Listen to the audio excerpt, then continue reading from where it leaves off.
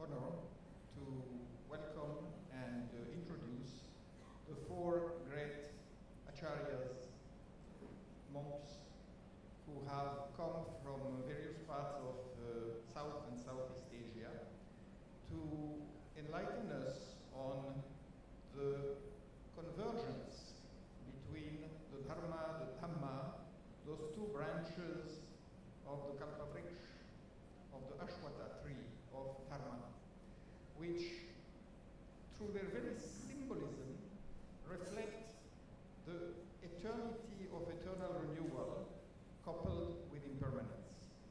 The tree is born, grows, and dies, and its leaves fall and wither, but its roots and its seeds persist, endure, and perpetuate and renew. And the leaves that fall on the ground provide the nourishment for the vegetation of the future. So this is a very botanical analogy to what is happening in the universe at all times, forever, without beginning or end. And that is why the Buddha meditated under the Bodhi tree, the Pipal tree, and so did innumerable rishis of the Vedic tradition.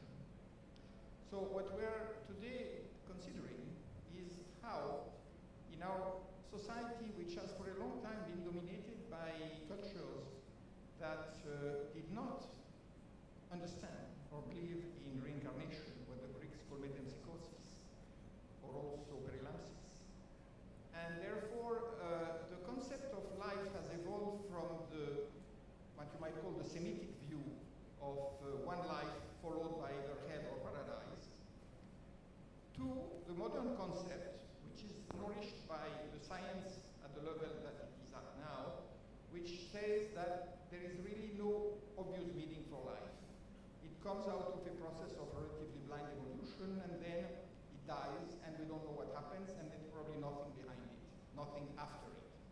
So this has led to our modern societies having fairly despairing views of our self and of our destiny, because we cannot foresee anything beyond physical death, and therefore the only goal we are left with is accumulation of material wealth in order to enjoy as much pleasure as we can while we are still alive. However, science, which only reflects the state of mind of a particular civilization, is now beginning to not only ask questions but also find some answers which in fact revive and rehabilitate the traditional notions of reincarnation, of punarjanma, because we are really in a universe of Maya Samsara, which lies beyond time and space. And we are in a universe dominated by karma, in which we can see that memory, smriti, which has given birth to the word smart in English, how memory is really the chain that ensures the continuity from life to life, not only at the level of human beings, but much above us and also much below us at the level of the most primitive creatures. So this is the connecting link that we can consider pranitya samutpada. And this is precisely what we are dealing with now in quantum physics, in biology, and even in terms of mathematical laws, the very analysis of the universe according to mathematics. With this brief preface, I would now request Swami Govindevji Giri Maharaj to give us his words of wisdom.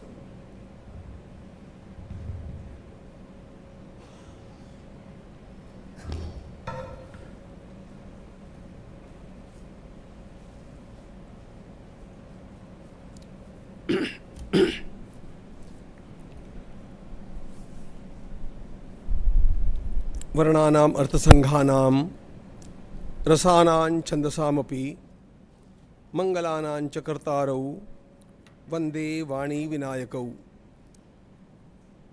आपदामपहर्तारं दातारं सर्वसंपदां लोकाभिरामं श्रीरामं भूयो भूयो नमाम्यहम्.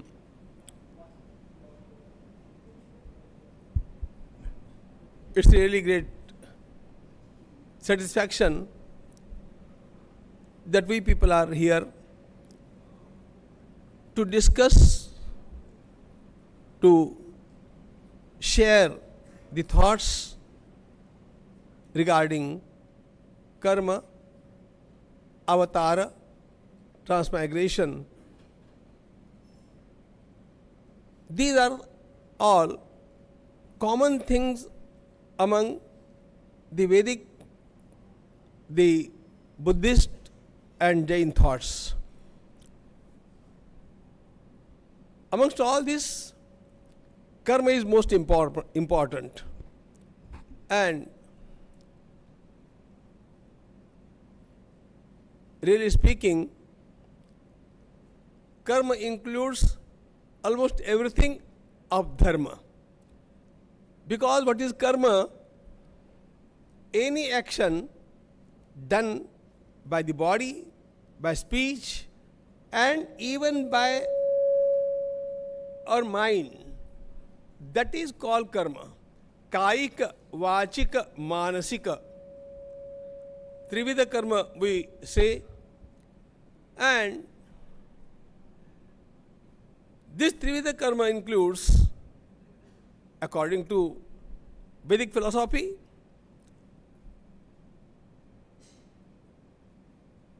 the action done purposely, or even it has happened naturally without paying any attention. It comes into the realm of karma. In Buddhistic thought, only the karma as the action as karma is only that which has been done with some purpose. If something has happened without any purpose, it does not come in the realm of karma. अब ये जो कर्म है, इस कर्म का विचार जो वैदिक परंपरा में किया गया है, वो इतना व्यापक है कि उस एक कर्म को ही लगभग पूरा धर्म हम लोग कह सकते हैं. कायिक, वाचिक और मानसिक, इन तीनों स्तरों पर कर्म किए जाते हैं. और ये कर्म हम देखते हैं, इनका उतना ही महत्व वैदिक दर्शन में है, उतना ही बौद्ध दर्शन में है, उतना ही जैन दर्शन में है. और इन कर्मों का परिपाक ही हमारा पुनर्जन्म है. और इसलिए कर्म का विचार किया जाना यह लगभग संपूर्ण धर्म का विचार किए जाने जैसा है. और इसलिए सबसे पहले मैं अभिनंदन करता हूं हमारे संयोजकों का कि उन्होंने ये महत्वपूर्ण विचार इस समय रखा है. वैदिक परंपरा के अनुसार जो कर्म है उनका विभाजन पहले तो कायिक, वाचिक, मानसिक मेरे शरीर के द्वारा किया गया, मेरे मन के द्वारा किया गया और मेरी वाणी के द्वारा किया गया. कोई भी कार्य कर्म के अंतर्गत आ जाता है. और एक बड़ी महत्वपूर्ण बात यह है कि संसार में कोई भी बिना कर्म का रह नहीं सकता है. नहीं कष्टित क्षणमपि जातु तिष्ठत् कर्मकृत, भगवान गीता में कहते हैं, कोई भी एक क्षण के लिए भी बिना कर्म का रह नहीं सकता है. यह कर्म ही हम लोगों के जीवन में उद्धार का वास्तव में मार्ग है, जब वह विहित कर्म के रूप में किया जाता है. और इसलिए वैदिक परंपरा में कर्म का विभाजन विहित कर्म और निषिद्ध कर्म ऐसा किया गया. कुछ कर्म ऐसे हैं जो कर्म करते हुए हमारे जीवन को उत्थान की ओर, एनलाइटनमेंट की ओर ले जाते हैं. और कुछ कर्म ऐसे हैं जो हमें और भी अंधकार की ओर ले जाते हैं. ये जो विहित कर्म है, जिनका उपदेश भगवान वेद से लेकर के सारे शास्त्रों ने किया है, ये कर्म तो कर्म ही है, लेकिन ये कर्म धीरे धीरे धीरे धीरे हम लोगों को प्रकाश की ओर ले जाते हैं. कैसे प्रकाश की ओर ले जाते हैं, इसका विचार हमारे व्यक्तित्व का विचार जब होगा तब होगा. क्योंकि जितना व्यक्तित्व का विचार, the thought of personality, the idea of personality, the concept of personality in Bharat is quite different from that in the west हमारे यहाँ पर पंचकोशात्मक विचार है। केवल दिखने वाला शरीर पर्सनालिटी नहीं है। अन्नमय कोश, प्राणमय कोश, मनोमय कोश, विज्ञानमय कोश और आनंदमय कोश, इन पांचों कोशों का विचार हमारे व्यक्तित्व में किया जाता है और हमारे द्वारा किए जाने वाले हर कर्म का परिणाम इन कोशों के ऊपर होना ही होना है। और इसलिए इन पंचकोशात्मक संपूर्ण व्यक्तित्व के शुद्धि के लिए यह कर्म उपयोगी हो सकते हैं यदि वे जैसा शास्त्रों ने कहा है वैसे किए जाए। और शास्त्रों ने क्या क्या कर्म कहे हैं इसके बारे में बहुत लंबा विचार है, बहुत दीर्घ विचार है। उसमें कुछ कर्म सामान्य धर्म के रूप में सबके लिए कहे हैं और फिर कुछ कर्म वर्णाश्रम के अनुसार अलग अलग कैसे कहे हैं। लेकिन ये सब कर्म हमें जीवन में उत्थान की ओर ले जाते हैं, जीवन को शुद्ध अधिकाधिक शुद्ध बनाते जाते हैं। और इसीलिए वैदिक पद्धति में कर्म का उपयोग ही चित्त शुद्धि है। चित्त से शुद्ध ये कर्म न तो वस्तु उपलब्ध है, वस्तु की उपलब्धि यानी एनलाइटनमेंट तो बाद में नॉलेज से आना है, ज्ञान से आना है। लेकिन उस ज्ञान को मेरे भीतर धारण करने की क्षमता प्राप्त करने के लिए कर्म की आवश्यकता है। अब इन कर्मों को जो हम करते हैं, निषिद्ध कर्मों की ओर हमें नहीं बढ़ना चाहिए। अब निषिद्ध कर्म क्या है? जिन कर्मों को हम लोग, सामान्य बात बोलता हूं, अनैतिक कर्म कहते हैं, जिन कर्मों को गलत कर्म कहेंगे, ऐसे कर्मों से बचना और अच्छे कर्म करते रहना, ये अपने जीवन की धारणा बन जाए तो व्यक्ति अपने आप उन्नति के मार्ग पर जाता है। उपनिषद प्रार्थना, शतपथ ब्राह्मण ने प्रार्थना की, असतो मां सद्गमय, तमसो मां ज्योतिर्गमय, मृत्योर्मा अमृतंगमय। हे ठाकुर, हे प्रभु, मुझे अंधकार से प्रकाश की ओर लेकर के चलो। हमारा कर्म ही हम लोगों को प्रकाश की ओर ले जाता है। हमारा पतन कर्मों के और वासनाओं के कारण हुआ और उत्थान भी कर्मों के कारण हो सकता है। जैसे कांटे से कांटे को निकाला जाता है, उसी प्रकार कर्म से गलत कर्म को निकाला जाता है। और इसीलिए विहित कर्म करते हुए चित्त की शुद्धि होती है। एक विशेष बात जो अन्यत्र आपको नहीं मिलेगी, वैदिक कर्म पद्धति के बारे में मैं बतलाना चाहता हूं, वो ये है कि वैदिक कर्म पद्धति दो बातों का बिल्कुल आग्रह रखती है। पहली बात यह है कि मैंने जो कर्म किया है वो कर्म मैंने लोगों के सामने किया या अंधेरे में किया, यहां किया, वहां किया, कहीं पर भी किया, उस कर्म का प्रनाश कभी भी नहीं होगा। वह कर्म आपका पीछा करता रहेगा, उसका फल आपको तो मिलना ही मिलना है। इसको कहते हैं कृत प्रनाश। दो बातें कभी नहीं होती है, कृत प्रनाश कभी नहीं होगा। आपने कर्म किया और उसका फल आपको नहीं मिलेगा, इट कैन नेवर हैपन, पहली बात। और दूसरी बात, अकृताभ्यागम कभी नहीं होगा। मैंने कर्म नहीं किया और मुझे अचानक कुछ भुगतना पड़ा है, ऐसा कभी नहीं होगा। आपको पता नहीं है कि इस समय के आपके दुख का कारण कौन सा कर्म होगा, लेकिन बिना कर्म के आपको सामने दुख आएगा नहीं, बिना कर्म के भोगना पड़ेगा नहीं, अकृताभ्यागम नहीं होगा।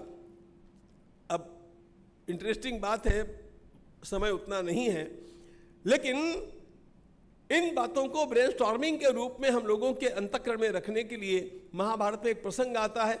मृकंड ऋषि को स्वयं अणी सूल के ऊपर चढ़ा दिया गया। लंबी बात नहीं कहता हूं, थोड़े में केवल एसेंस उसका बोलता हूं। अब गलत लोगों ने, चोरों ने उनको सूली पर चढ़ा दिया, बाद में राजा ने उनको उतार लिया। ये मृकंड ऋषि जाकर के और यमराज से मिलते हैं। हमारे यहाँ पर यमराज से मिलने वाले लोग भी बड़े हुए हैं। सावित्री ने यमराज से बात की, नचिकेता ने जाकर के बात की, ये हमारे मांडव्य ऋषि ये यमराज के पास गए और जाकर के पूछा, मुझे सूली का ये वेदना क्यों सहनी पड़ी? तो यमराज ने कहा, भाई देखो क्या कारण है। यमराज के पास एक बड़ी एजेंसी है चित्रगुप्त, ये हमारे सीसीटीवी कैमरे हैं ना, यमराज के सीसीटीवी कैमरे बड़े स्ट्रांग हैं और वो चारों दिशाओं से चलते हैं, 14 उनके साक्षीदार होते हैं। उस संस्था का नाम, the agency is called Chitragupta. Chitragupta is गुप्त चित्र, वो आपका सारा कैच करते रहते हैं। तो चित्रगुप्त ने कहा कि इन्होंने बचपन में एक तितली को कांटा चुभाया था, इसका फल इनको अभी भुगतना पड़ा, इसलिए वो सूली का इनको वेदना सहने का प्रसंग आया। मांडव्य ऋषि ने पूछा, हुआ होगा उस समय में कितने वर्ष का था? कहा 5 वर्ष के थे। अरे तुम्हें पता नहीं है क्या कि 5 वर्ष के व्यक्ति को, 5 वर्ष के बालक को पाप नहीं लगता है? हाँ, ये गलत काम तुमने किया और इसलिए मैंने कर्म नहीं किया और मुझे उसका दोष भुगतना पड़ा, तुम्हें पुनः भारत में जन्म लेना पड़ेगा, मृत्युलोक में जन्म लेना पड़ेगा। और विदुर जी के रूप में विदुर जी के रूप में धर्मराज को, यमराज को जन्म लेना पड़ा। कथा छोड़ दीजिए, द मैसेज इज दैट किसी भी प्रकार आपका कोई भी कर्म ऐसा सामने नहीं आ सकता है कि जो आपने नहीं किया और फल आपको भुगतना पड़ रहा है। इतना पक्का ये नियम है, इसलिए अकृताभ्यागम कभी नहीं होगा और कृत प्रणाश भी कभी नहीं होगा। इस कर्म का विचार हमारी सारी साहित्य संपदा में बड़ा दीर्घ किया गया, लेकिन एक बात है, इन कर्मों को भी प्रक्षालित किया जा सकता है। अभी अभी हमने माननीय राज्यपाल जी का भाषण सुना, कर्म कांड से प्रक्षालित नहीं होगा जी, लेकिन तपस्या से प्रक्षालित होगा। और इसके लिए हमारे यहाँ पर 3 प्रकार के तप कहे गए हैं, कायिक, वाचिक, मानसिक, 3 प्रकार के तप कहे गए। और इन 3 प्रकार के तप में भी सात्विक, राजस और तामस, ये सब प्रक्षालन के मार्ग है। यदि प्रक्षालन नहीं होगा तो धर्म का ही उपयोग नहीं होगा। इसलिए प्रक्षालन की भी एक व्यवस्था हमारी परंपरा ने दी है।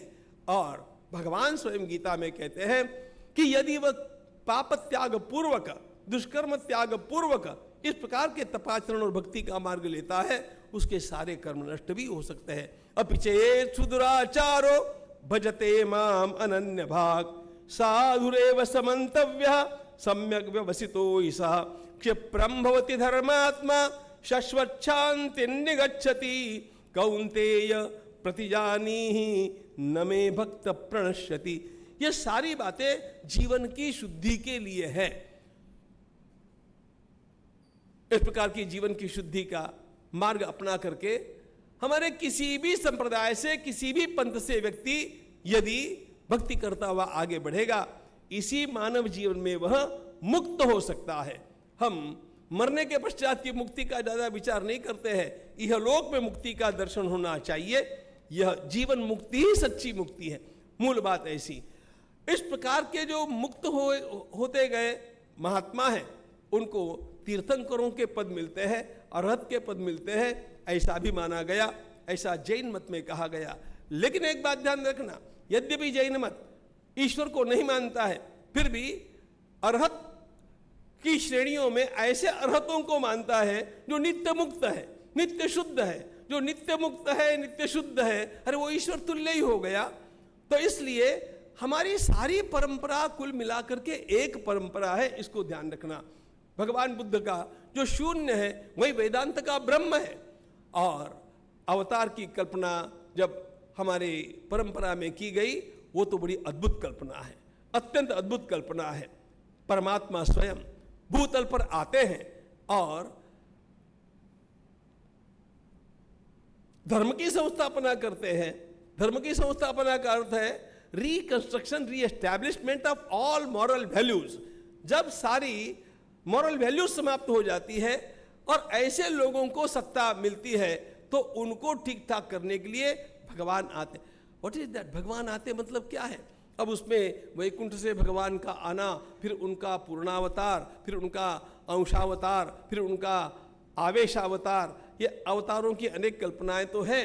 लेकिन एक सच्ची बात ध्यान में रखना, जिनको मैं संसार का सबसे महान संत मानता हूं, ऐसे हमारे श्री गुलाबराव महाराज ने एक बात कही कि अवतार क्या है। उन्होंने कहा कि जो अतीन्द्रिय है वह इंद्रिय गम्य हो जाए, इंद्रियों के लिए अगम्य वह चैतन्य शक्ति इंद्रिय गम्य आकार धारण कर ले, यही अवतार है।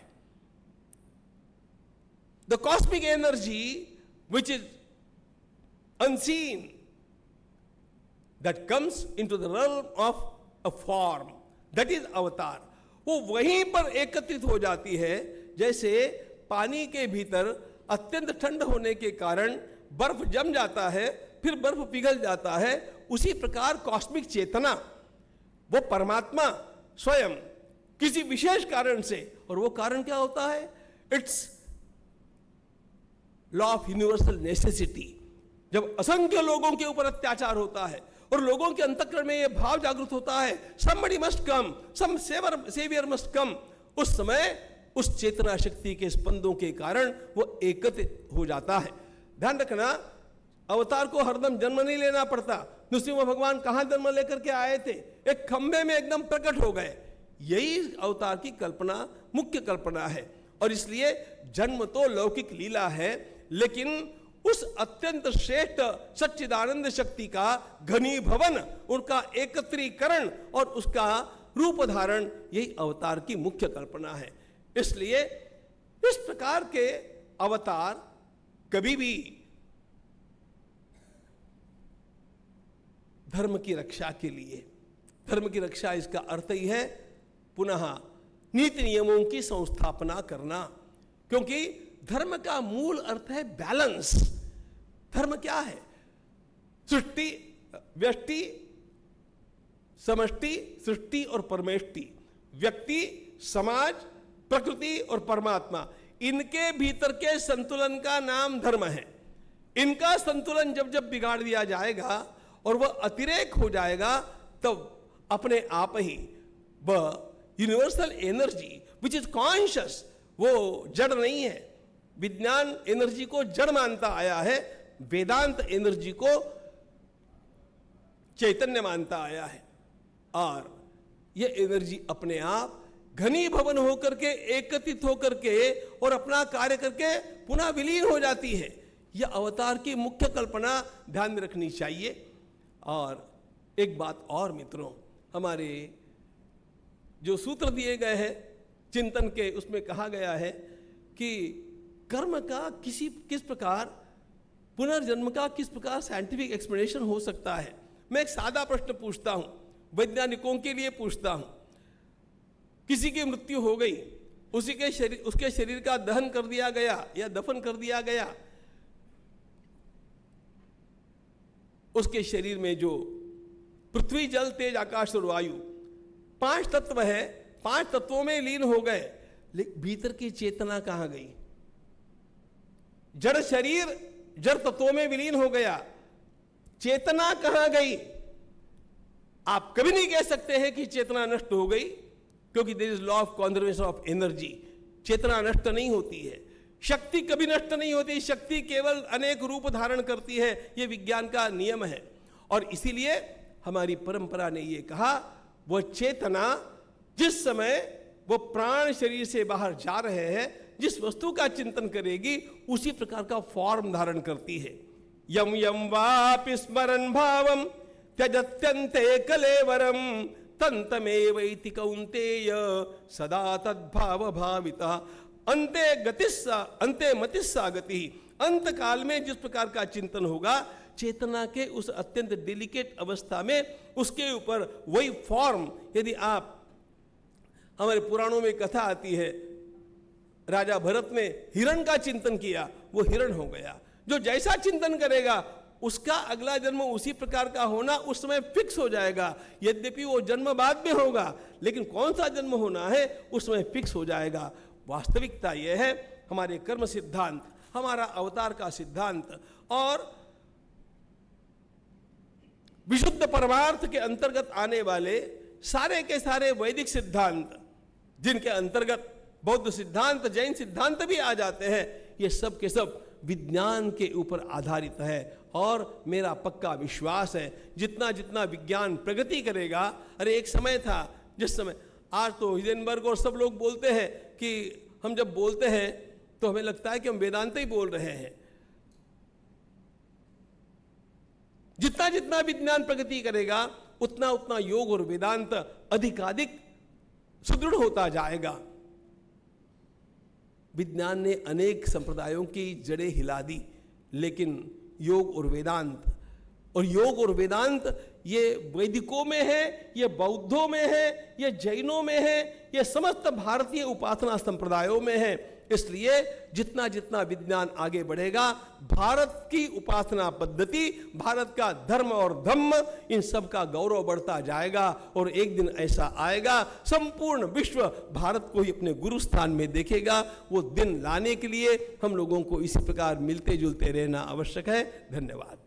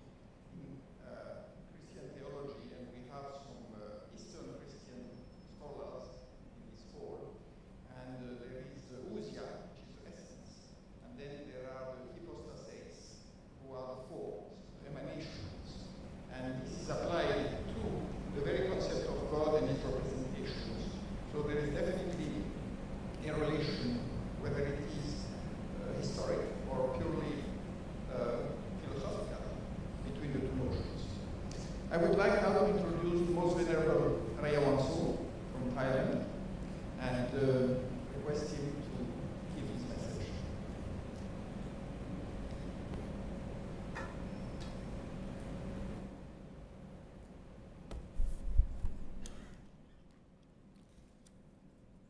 Blessings of you in the hall. I would like to express my congratulations on the organization of the 9th International Dhamma Conference under the theme Karma, Reincarnation, Transmigration, and the Avatar Doctrine. This is Dhamma topic that people of every nation, every religion around the world have long been interested in, have devoted their time to the study and research, seeking the truth as evidence in Dhamma teaching of every religion.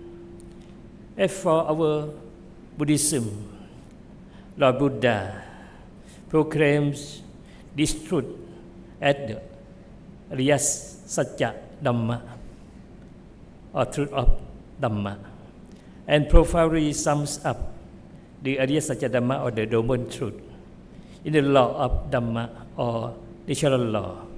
That's what rightly awakened by himself. Lord Buddha presents Dhamma Niyam in Bali language.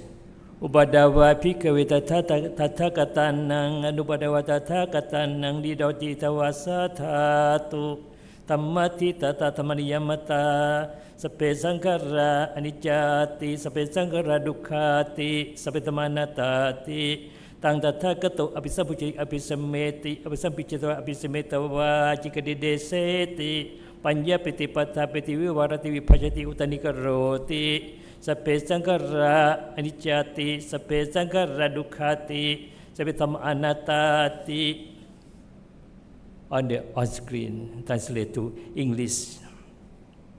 Therefore, Buddhism shows the state of being a Dhammavadi, Bali, proclaimers of Dhamma, or speaker of truth, that is declaring and teaching Dhamma according to the principle of Dhammaniyamata, or law of Dhamma, which cover all things in this world, keeping them under the rule of natural order, which truly exists under the rule of natural order, which truly exists, which can be truly seen in nature, also called by another name, law of nature, without needing to waste time imagining according to feeling or opinion of anyone, whether they was or humans.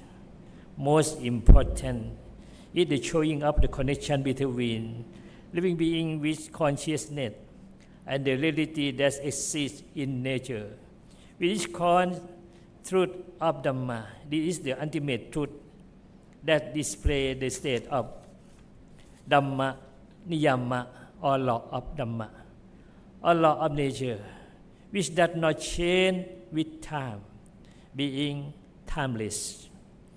The showing of connection of living beings with consciousness and law of Dhamma. This is the reality of living being. There arises karma, niyama, or law of karma, in order to regulate psychic law or law of mind. And citta niyama or psychic law, which connect and create relation naturally with biological law and physical law. Therefore, the action of all beings, especially we humans, are under the control of law of karma, so that the course of life proceeds with justice, proceeds by the power of Dhamma, which is above all power in this world.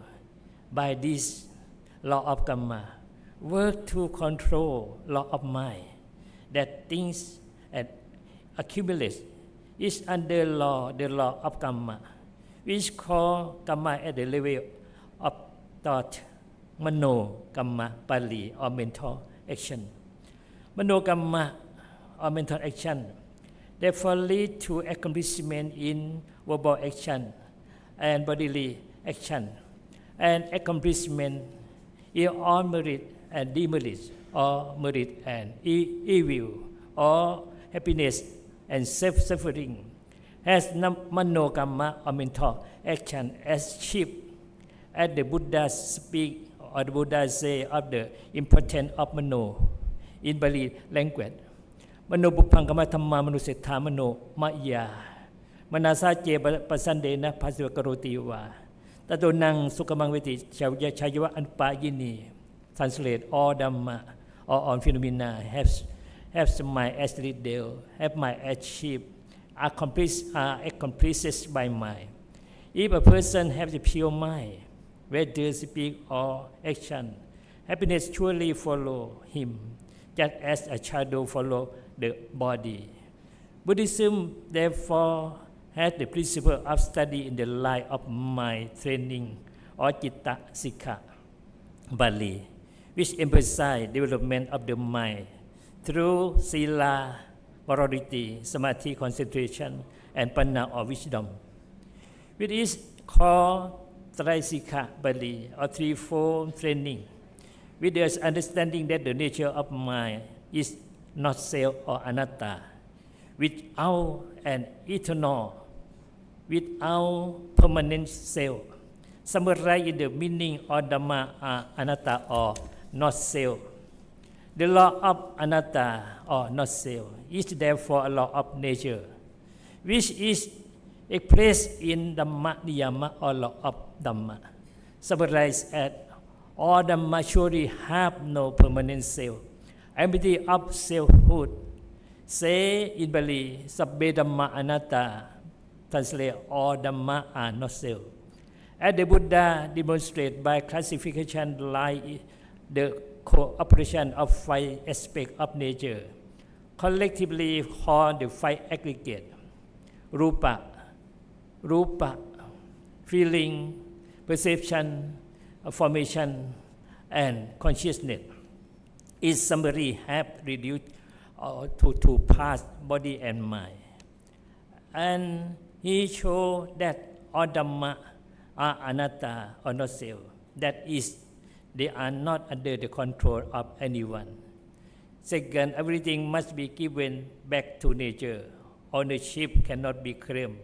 For once born, one must age, sickness, and die, in accordance with the law of impermanence, or anicca, the law of not self or anatta.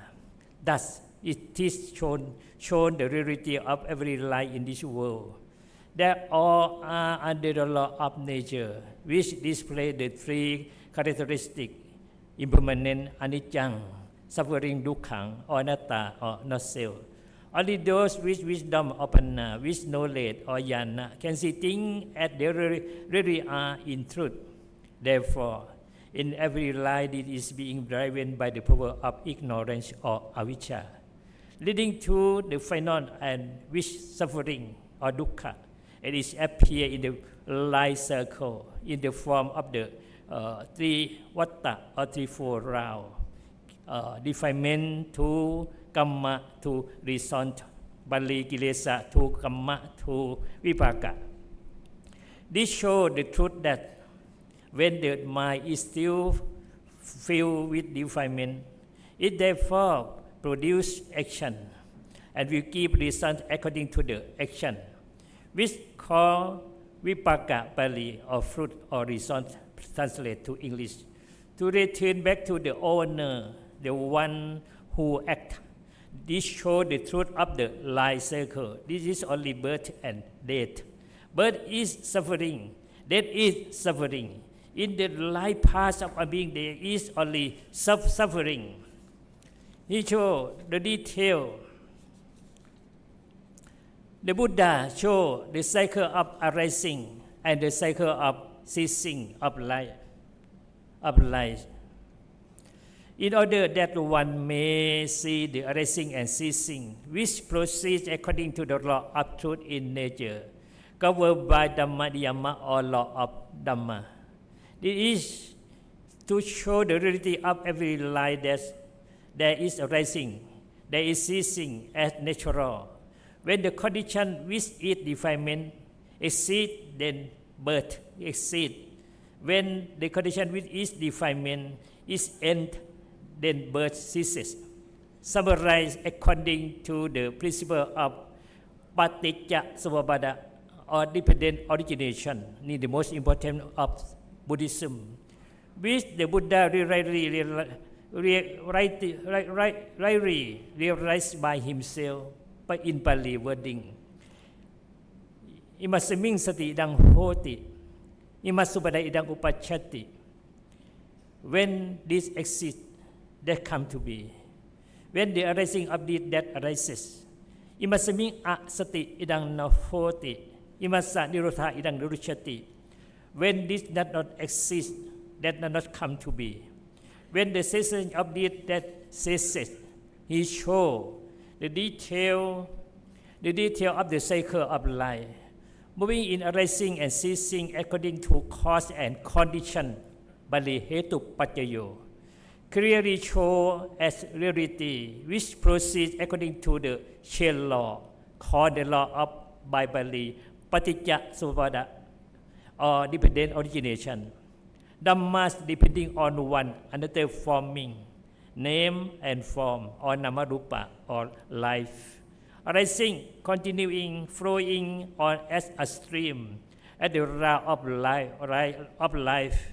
As in the illustration, it shows the cycle of paticca samuppada, the cycle of life, both in the path of arising, of suffering, and in the path of ceasing of suffering, as follow on the screen. Law of conditionality.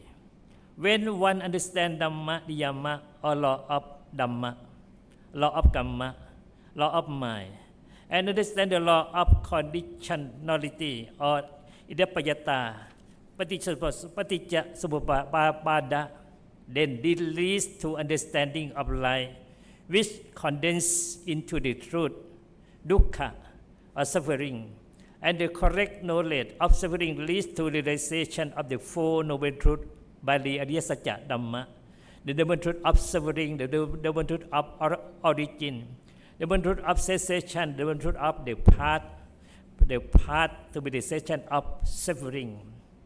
These are for the true cessation of suffering in life, as stated or declared in Buddhism.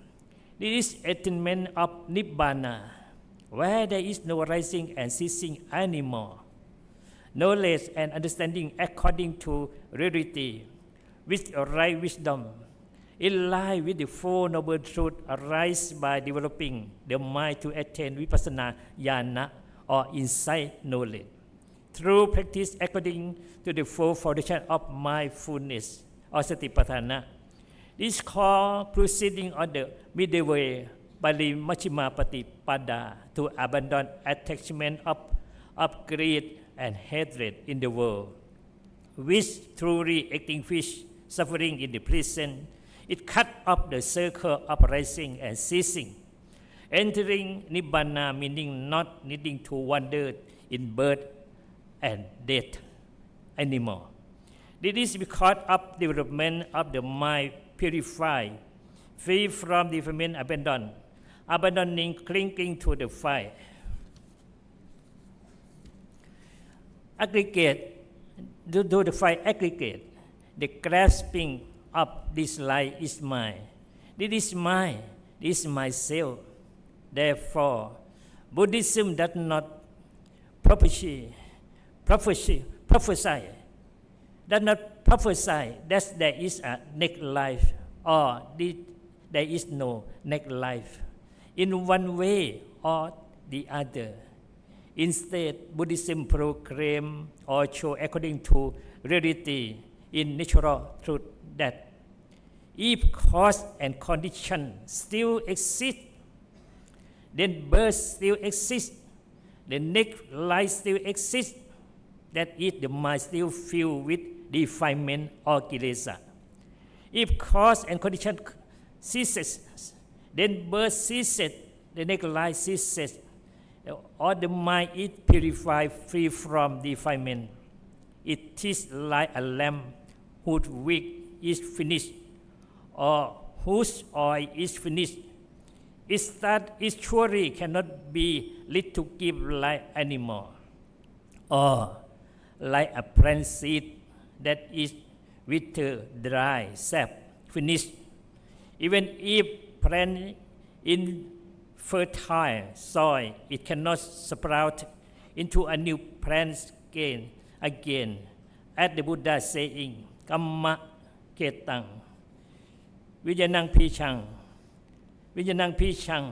tanha sinehang, la sinehang. Buddhism has a different view from religions or sects that believe in the principle of a deity descending as an avatar.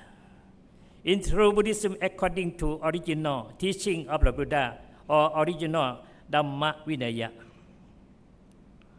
there is no such teaching. Theism.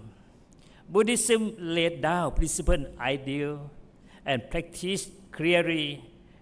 Lord Buddha gave the Ovata Patimokkha, showing principle, ideal, and practice for self-reliance and reliance on Dhamma. No deity, no sacred being in refuge. It emphasizes the human being as a noble, capable of solving all problems, capable of extinguishing suffering by oneself.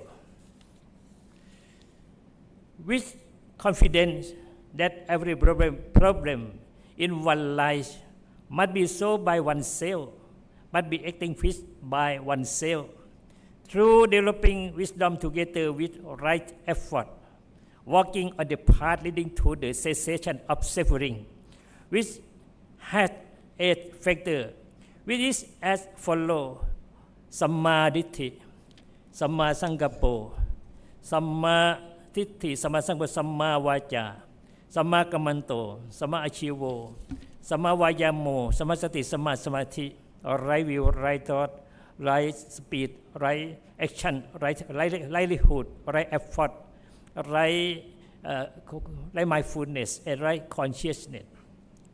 Therefore, Buddhism is the religion that shows the truth of the truth as noble truth.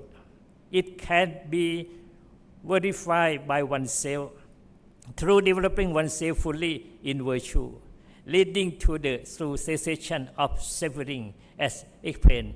And it is indeed the Buddhism for all humanity in the world. Blessing all of you.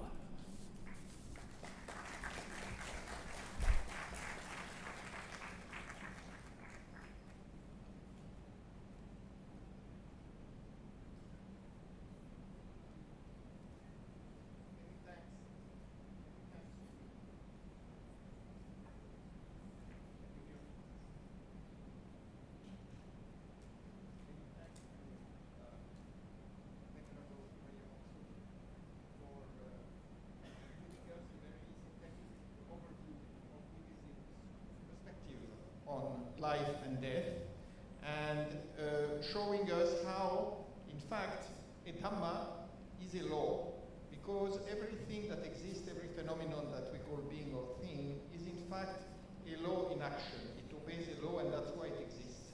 Therefore, there is a very scientific reality to it, because we know now that all things exist because they manifest a particular state of vibration which obeys a certain law. And if they do not follow that law, then they cease to exist. It is now my pleasure to request Mahopadhyaya Bhadresh Das Ji Swami Maharaj to address us.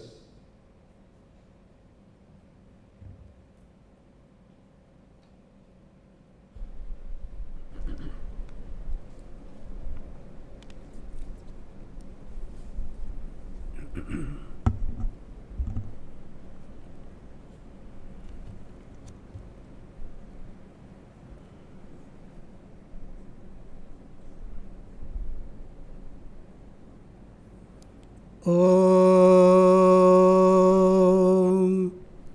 स्वामिनारायणः साक्षादक्षरपुरुषोत्तमः सर्वेभ्यः परमां शान्तिम् आनन्दं सुखमर्पयेत्। ॐ अक्षरमहं पुरुषोत्तमदासोऽस्मि। ॐ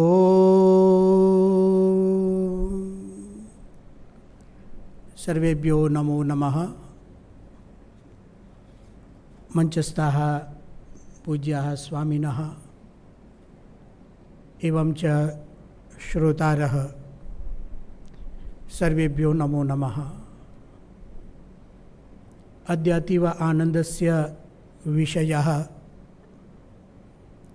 यदिह कर्माधिकृत्य पुनर्जन्माधिकृत्य उत्क्रांतिम अधिकृत्य एवं च अवतार सिद्धांतम अधिकृत्य एकस्याः संगोष्ठ्याः आयोजनं कृतमस्ति। तत्रापि आयोजकैः विशेषतः श्रीराममाधव महोदयैः पुनः पुनः मम स्मृतिः क्रियते इति अहं धन्यः। कर्म, reincarnation, transmigration and avatar siddhanta. Very valuable, highly relevant an extremely beneficial topic to change and correct the direction of our lives. It is a topic that encompasses the entire humanity, the mystery of creation of the entire universe, the mystery of religiosity, the mystery of spirituality, the mystery of moksha. Not only that, it's a subject that identifies the philosophical thinking of Bharat. This is such a profound topic that it embraces पुण्य पाप, स्वर्ग नरक, धर्म अधर्म, शुभ अशुभ, कर्म अकर्म, विकर्म, नित्य कर्म, नैमित्तिक कर्म, काम्य कर्म, निष्काम कर्म, भक्ति रूप कर्म, संचित कर्म, प्रारब्ध कर्म, क्रियमाण कर्म, संस्कार, bondage, liberation, the process of creation, the purpose of creation, the cause of creation, the cause of joy and sorrow, the nature of the Atma, the nature of Paramatma, and the attributes of Paramatma, among many other deep subjects. These four words, karma, reincarnation, transmigration, and avatar siddhanta, bring to the forefront thousands of years of tapas, shraddha, and adhyatma sadhana. Friends, do you know that the topic we are discussing, debating, or reflecting upon today in 2025 are the same subjects that have been discussed and debated for thousands of years. Thousands of years ago, there was a debate about karma, whether to perform actions or not. When the Rishi of the Ishavasya Upanishad had to say, Kurvan neveha karmani jijivishet shatam samaha evam tvai nanyatetosti na karma lipyate nare. Perform your karma, perform your kartavya, perform your dharma, wishing to live for 100 years. Thousands of years ago, there was a dialogue about reincarnation, punarjanma, when the young child Nachiketa asked Yama in Kathopanishad of Yajurveda whether we continue to exist after death or not. Yeyam prete vikichikitsa manushye astiti eke nayam astiti chaike. Thousands of years ago, there was also a discussion about transmigration when the Rishi of the Brihadaranyaka Upanishad said, Tam utkrantam pranonutkramati pranam utkrantam sarve pranaha utkramanti. Thousands of years ago, there was a conversation about the theory of avatara when the Rishi of Yajurveda said about the Parabrahma Paramatma, Ajayamano Bahuda Vijayate, meaning that the Parabrahma Paramatma is unborn, yet takes birth through his own will. In this way, these discussions, which have been ongoing for thousands of years, are just as relevant today as they were then. Only time has changed. The curiosities haven't changed. The problems haven't changed. The discussions haven't changed. The struggles haven't changed. And the solutions haven't changed either. If I consider one simplest text to understand all these four principles together, it is the Bhagavad Gita. I will recite some verses from the Gita where we can see these four principles. Number 1, karma. Karmanyevadhikaraste ma phaleshu kadachana ma karma phala heturbhuh ma te sangostva karmani. You have the right to perform your prescribed karmas, but you are not entitled to the fruits of those. Never consider yourself the cause of the results of your karmas, nor be attached to the akarma inaction. Number 2, reincarnation. वासांसि जीर्णानि यथा विहाय नवानि गृह्णाति नरोपराणि तथा शरीराणि विहाय जीर्णानि अन्यानि संयाति नवानि देहि. Just a person discards old clothes and puts on new ones. The Dehi Atma discards all bodies and enters new ones. Number 3, transmigration. Shariram yad avapnoti yacchapi utkramati shvaraha gruhitvetani sanyati vayur gandha nivashayat. When the Atma acquires a body and when it utkramati, it engages with transmigration, gruhitva etani sanyati, just as the wine carries away the fragrance of a flower. And number 4, the avatar siddhanta.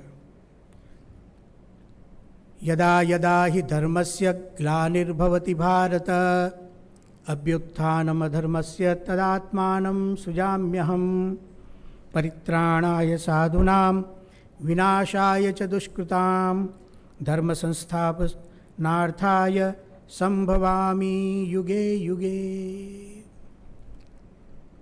Now we will see one by one all these 4 subjects. Number 1, the empire of karma. I say the empire of karma. It is told, nahi kaschit kshanamapi jatu tishtatya karma krut karyate yavashak karma sarva prakriti jair gunaihi. No one can ever remain without karma, without actions.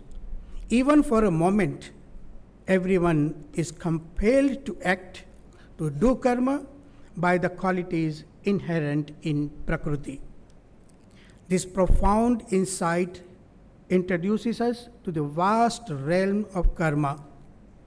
To truly grasp its significance, we need only observe the world around us. The universality of karma, the actions, is evident in every corner of existence. Every living being is perpetually engaged in some form of activity. Humans walk, sit, watch, think, read, eat, and etc.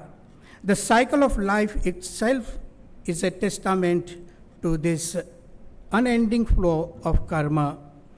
A child is born, grows, ages, and eventually passes away.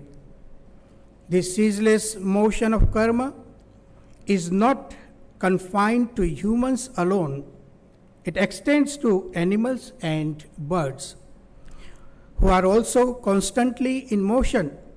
Even plants participate in this grand dance of karma. Birds bloom, flowers wither, fruits grow and fall.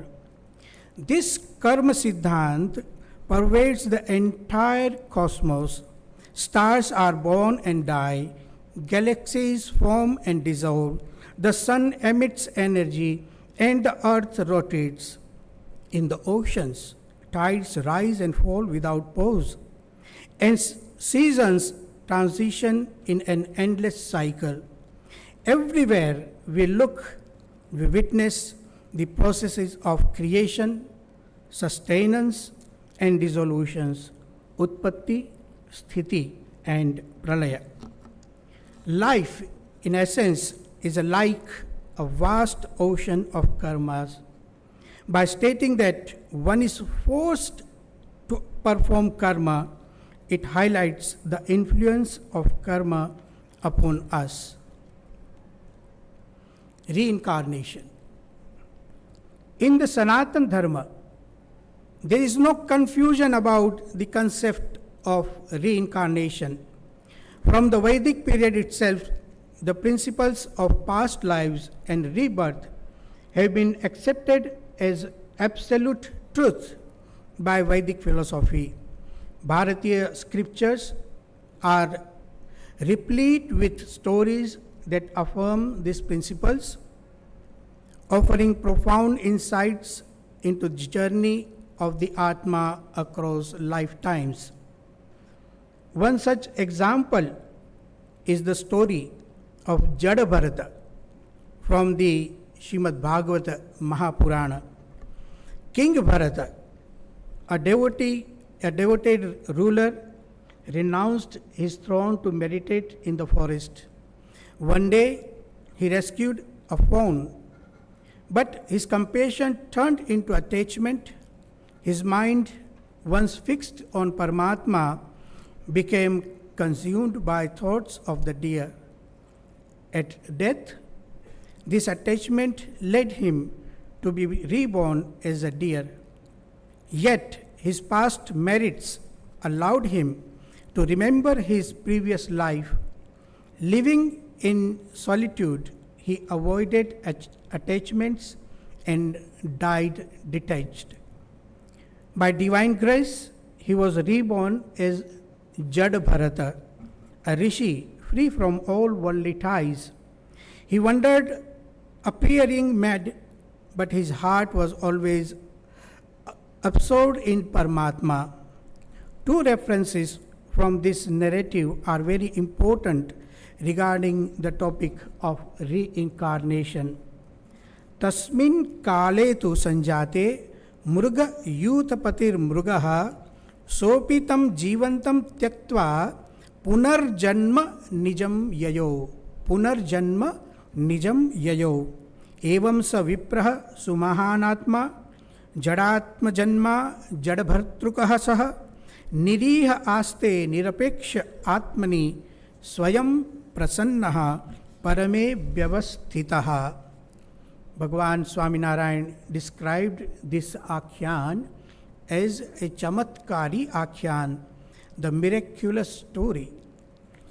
Through this story, we can understand the power of karma, and the message is very clear. Our karmas shape our future.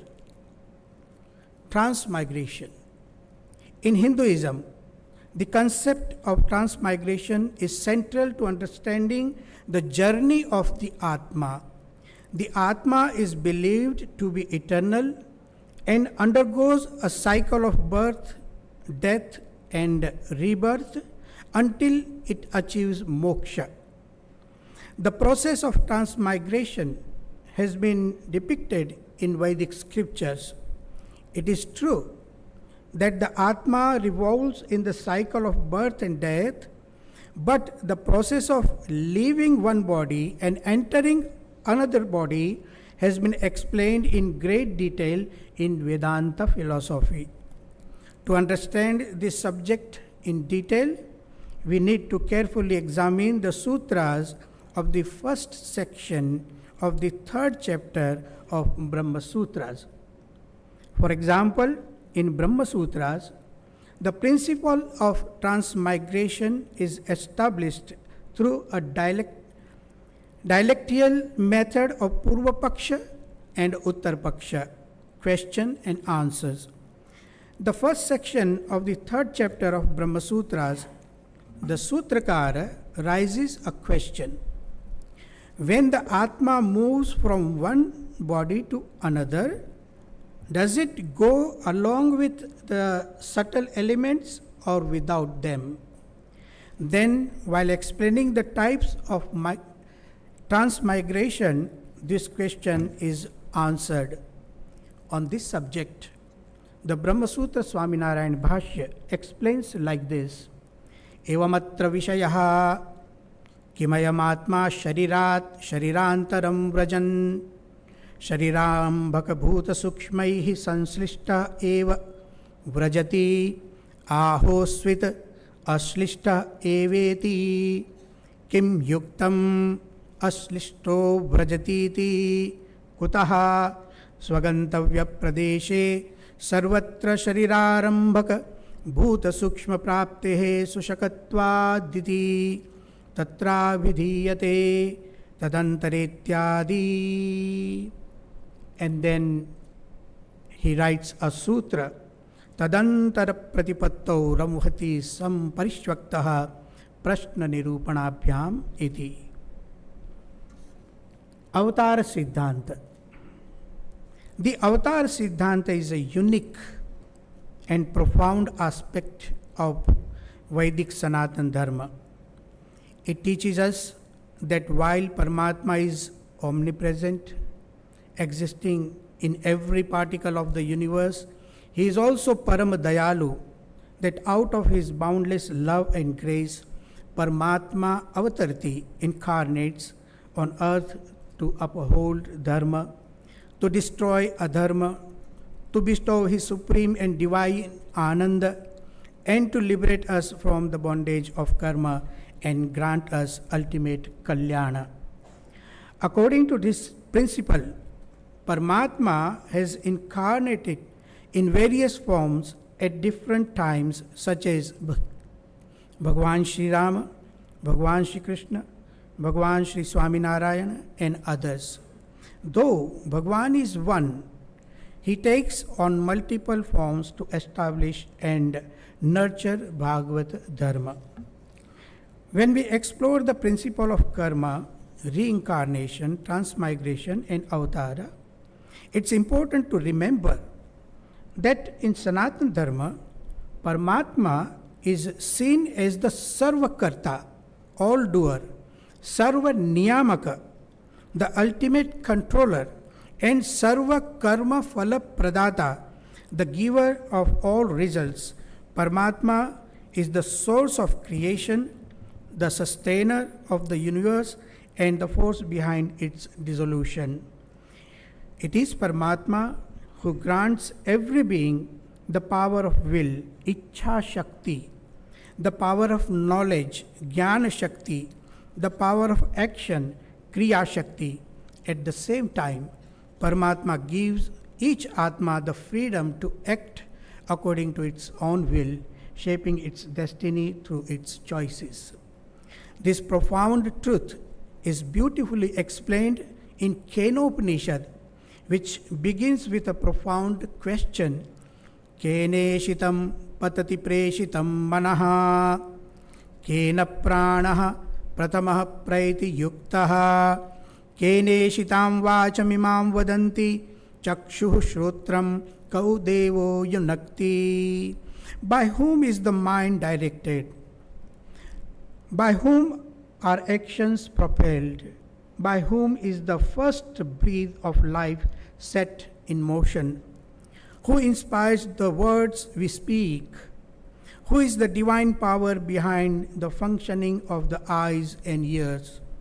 The answer reveals that it is Paramatma, who is the ultimate inspirer and motivator behind all actions.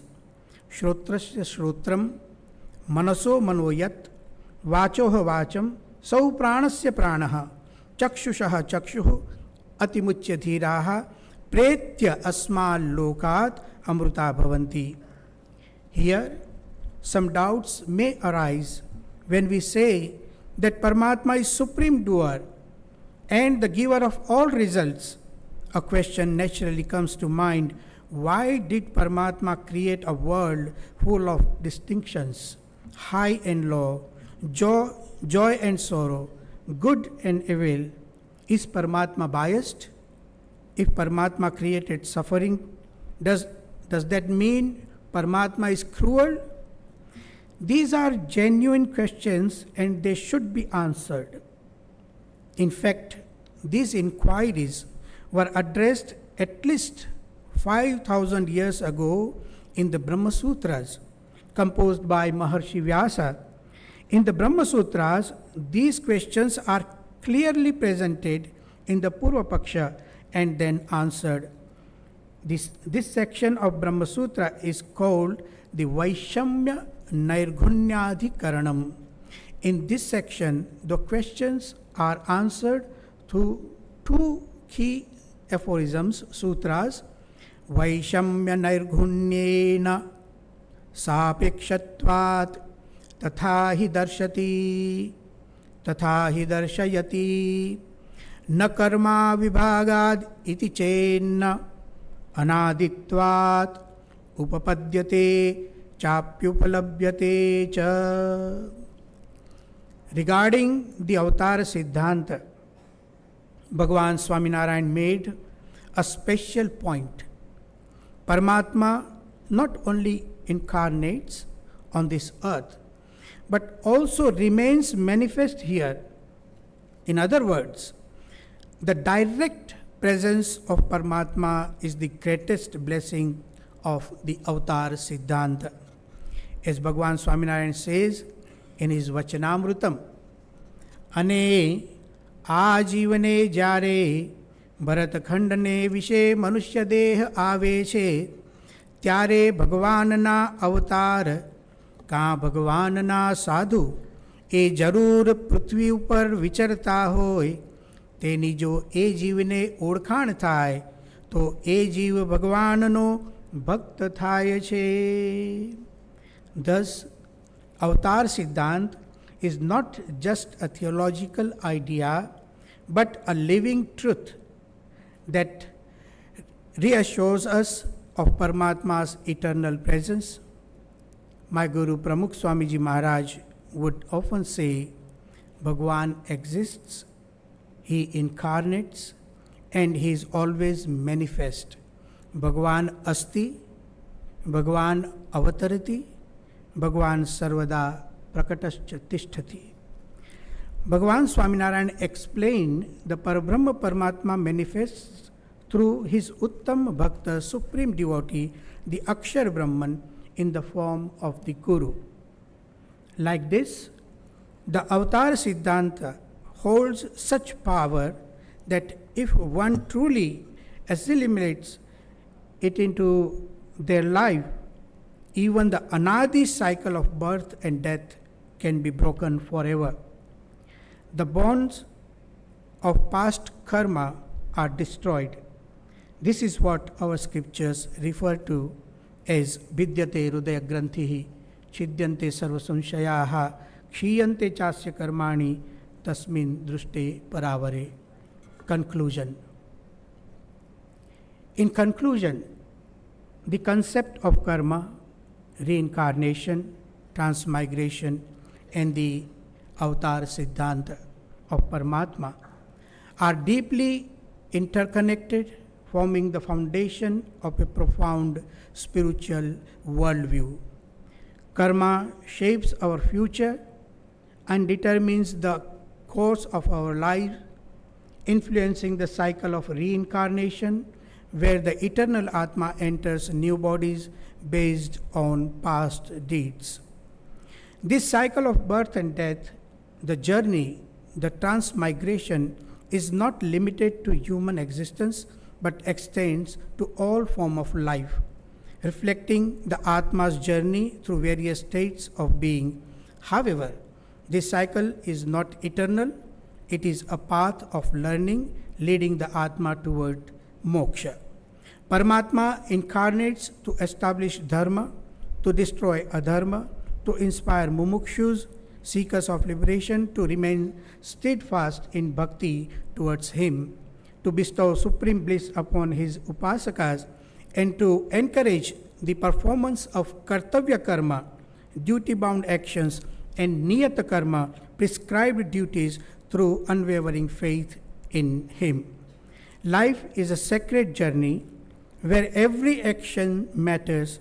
Every Atma has the potential for moksha, and Paramatma is always present to lead us toward eternal destiny. Let us live with this awareness, striving to transcendence the cycle and realize our ultimate purpose of life. Finally, I want to say one thing. The realization of everything I have discussed so far will only happen when we take Guru Sharanagati, refuge in a worthy Guru. Mundaka Upanishad says, Tad Vijnanartham Sagurumeva Vigachet. Srimad Bhagavad Gita says, Tad Vidhi Pranipatena Pariprashnena Sevaya. The Shvetashvatar Upanishad says, Yasya Deve Parabhaktihi यथा देवे तथा गुरौ तस्येते कथिता यर्थाः प्रकाशन्ते महात्मनः। यहाँ मुझे बुलाया गया, इसलिए आयोजकों का मैं धन्यवाद ज्ञापित करता हूँ। विशेष रूप से श्री राम माधव जी का मैं धन्यवाद ज्ञापित करता हूँ। इतना कहते हुए मैं मेरी वाणी को विराम देता हूँ। ओम शांति ही शांति ही शांति ही।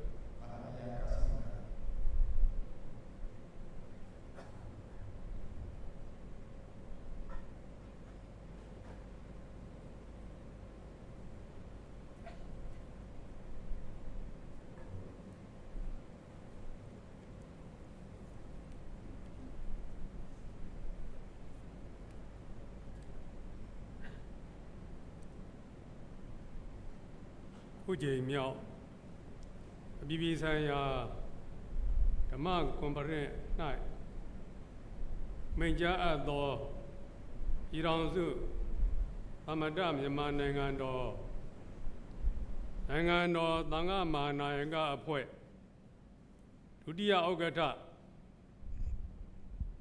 Padanda Govida, Agama Bandida, Agama Dhamma Zodiga Dazai Amo Daniya Gata Kuje Miao Jimbado Abibisaya Dhamma Gomparendo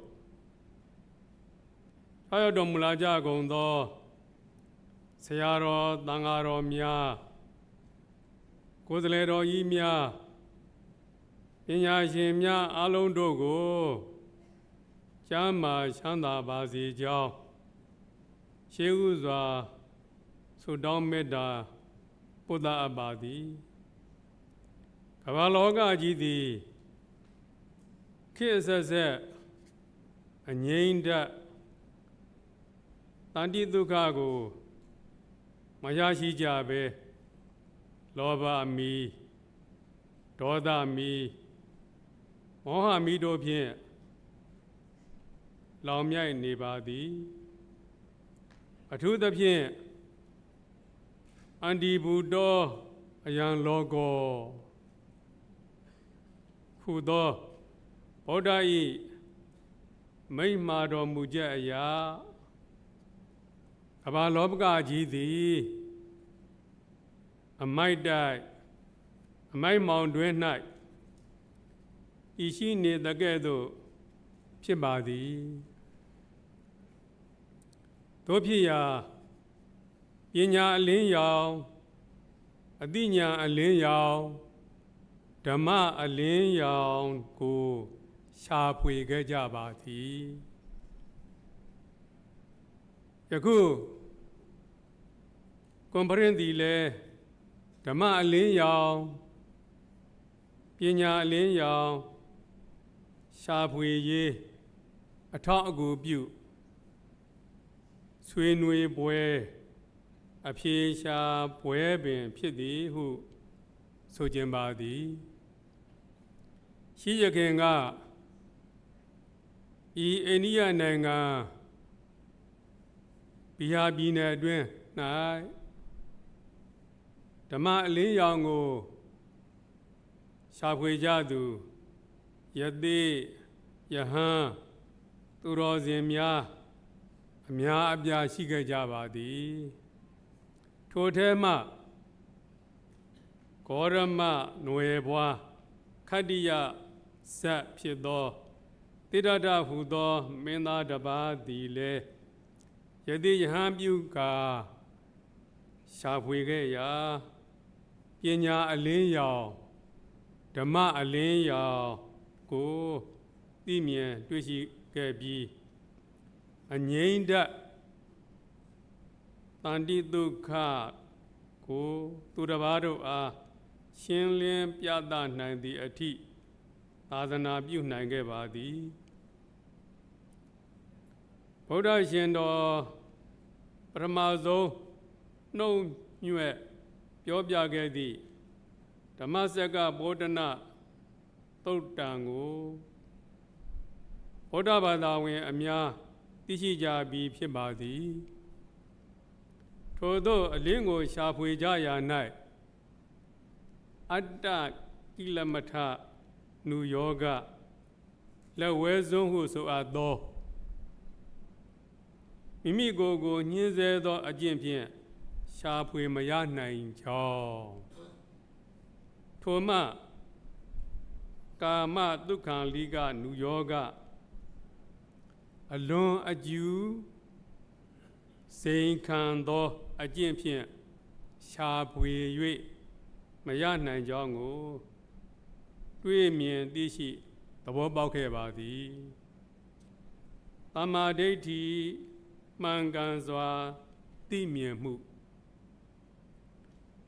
သမ္မာသင်္ကပ္ပမှန်ကန်စွာကြံစမှုသမ္မာဝါစာမှန်ကန်စွာပြောဆိုမှုသမ္မာကမ္မန္တမှန်ကန်စွာပြုလုပ်မှု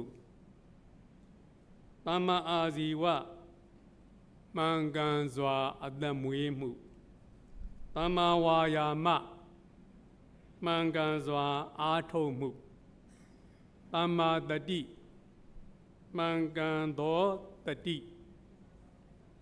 သမ္မာသမာဓိမှန်ကန်သောတည်ငြိမ်မှုဟူသောအရှက်အလက်လမ်းစဉ်ဖြင့်ရှာဖွေရမည်ဖြစ်ကြောင်းသဘောပေါက်ပြီးရှာဖွေခဲ့ပါသည်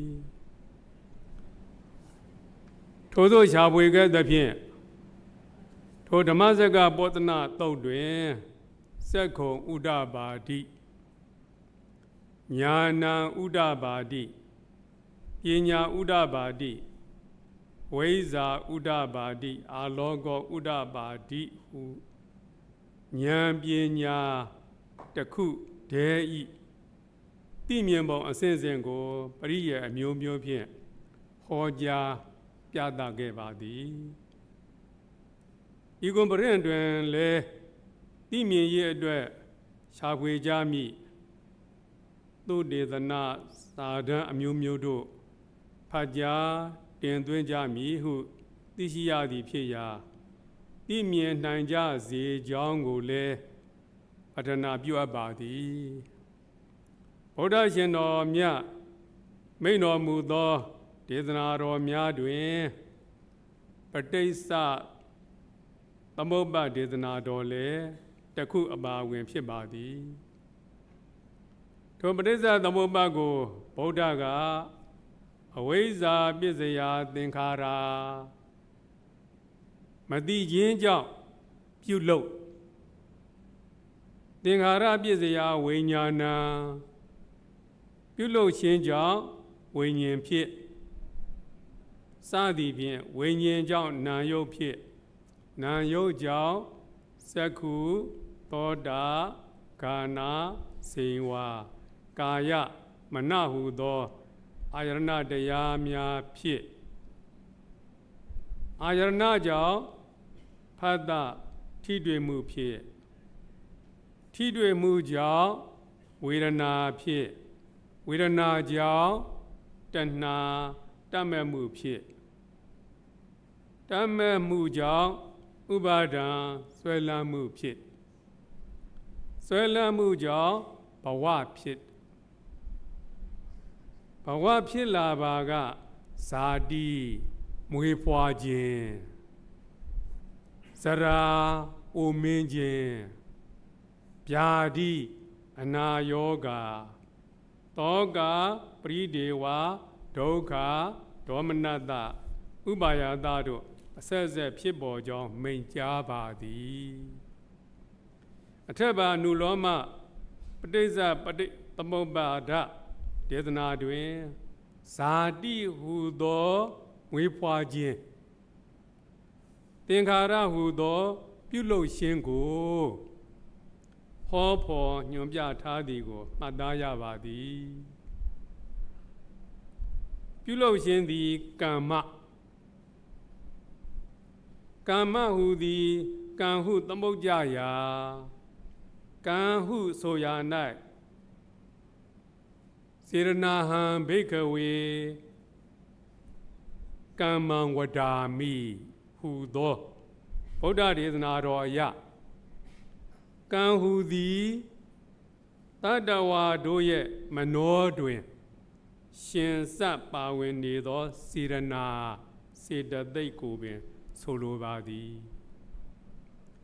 ကောင်းမှုမကောင်းမှုပြုလုပ်ကြရာ၌အဆိုပါစေရနာစေတသိက်သည်ပြုမြဲတိုင်းပါဝင်နေပါလိမ့်မည်ထိုစေရနာဟုဆိုအပ်သောကမ္မတတ္တိအကျိုးပေးရာအရှိန်ခါကိုလိုက်ပြီးတော့အကျိုးပေးပါသည်ယခုပိစကဘဝတွင်အကျိုးပေးခြင်းတည်ဆုံးပြီးအသစ်တပံပြန်လည်ဖြစ်သည့်ဘဝ၌အကျိုးပေးခြင်းထိုဘဝမှာအခြားသောဘဝများစွာတို့၌အကျိုးပေးခြင်းလုံးဝအကျိုးမပေးပဲအဟောတိကံဖြစ်သွားခြင်းကိုဗုဒ္ဓကညွှန်ပြတော်မူခဲ့ပါသည်ထို့သောတဖန်ပြုလုပ်ခြင်းဘာသာရပ်တစ်ခုပညာရပ်တစ်ခုကို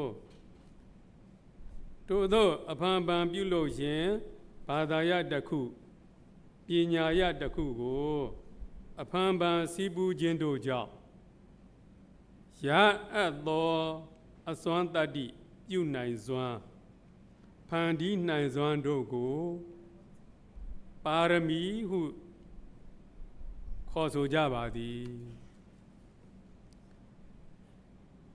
Genius ဟူသောအသုံးအနှောင်းနှင့်ဆင်တူပါသည် Genius တိုက်ရိုက်ဆိုလိုခြင်းမပြုပါပေ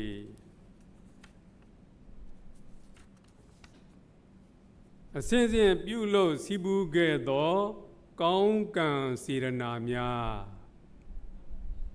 ပြည့်စုံကုန်လုံလာတဲ့အခါလောကထစရိယာ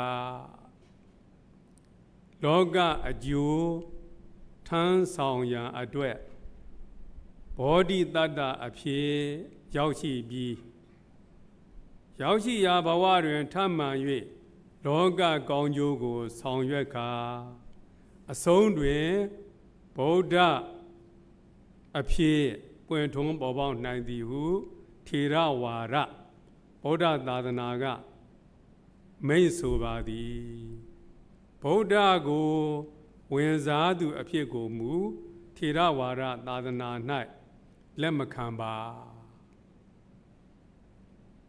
ဗုဒ္ဓအဖြစ်သို့ပွင့်ထွန်းပြီးပုဂ္ဂိုလ်များသည်လုံးဝအငြိမ့်တတန်တိဒုက္ခနိဗ္ဗာန်ဓာတ်ကိုရရှိခံစားပြီးနောက်ထပ်ဖြစ်ရန်ဘဝများမရှိတော့ပါပေပြန်လည်မွေးဖွားခြင်းဝိညာဉ်ပြောင်းရွှေ့ခြင်းပါရမီဖြည့်ခြင်းများပြုလုပ်တော့မည်မဟုတ်ပဲပြုလုပ်သောကံများသည်ပြုလုပ်ခါမြကိရိယာစိတ်များသာဖြစ်ပြီးထမှန်အကျိုးပေးရာမရှိတော့ပါပေယနေ့ပြုလုပ်သော conference ၌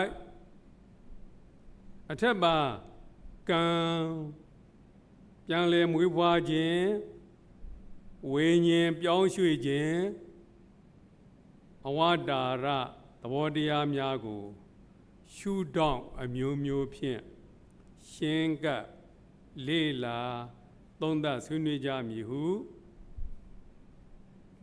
သိရရာမှန်ကန်စွာအဓိပ္ပာယ်ဖွင့်လေ့လာစီးပူးအားထုတ်နိုင်ကြပါစေကြောင်းဤကိုဖရင်ကြီးအောင်မြင်စွာကျင်းပနိုင်ပါစေကြောင်းပတ္ထနာပြုလျက်ဏိဂုံးချုပ်အပ်ပါသည် ဗဒ္ဒန္တာဂောဝိဒအဂမပန္တိတအဂမဟာတတ္တမဇောတိကဒဇဒုတိယဥက္ကဋ္ဌနိုင်ငံတော်သံဃမဟာနာယကအဖွဲ့ပြည်ထောင်စုသမ္မတမြန်မာနိုင်ငံတော်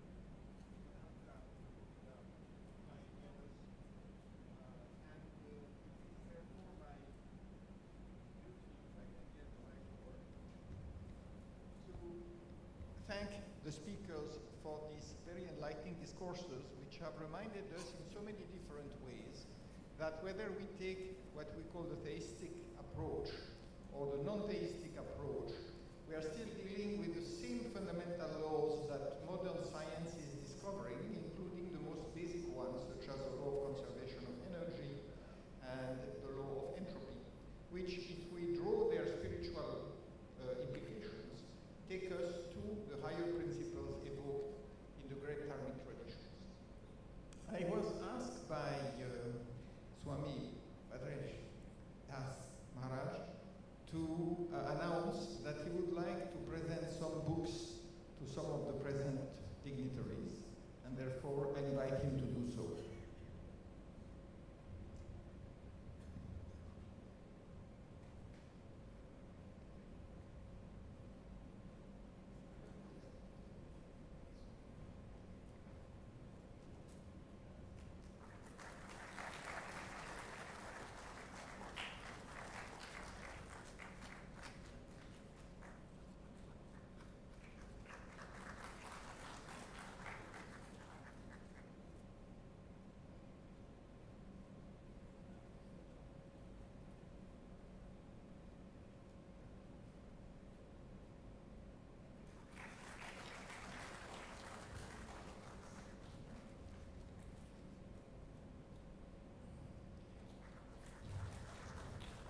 May I request Sri Ramanasi to come to the stage, because Swamiji would also like to present him with a book.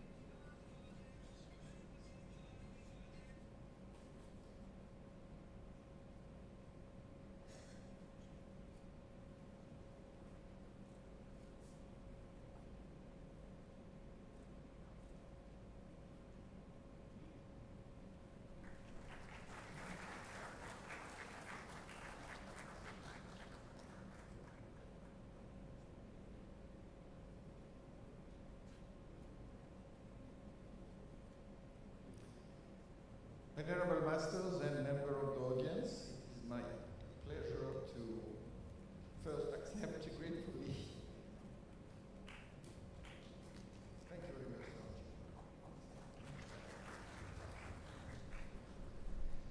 And to thank you all for your participation and attendance, and to thank obviously our eminent speakers. We are a little bit late on the planned schedule, but I think we are doing all right. So, very good evening to you all. I believe there is now a cultural program, and no, the cultural program is not tomorrow. Now. It will be Tomorrow, sir. all right. So it's tomorrow, right? Okay. All right. Anyway, that's for now. The session is over. So thank you very much. And, Thank you. Thank you all for your gracious presence and participation. I'll now call upon my colleague, Dr. Hardy, for the next session.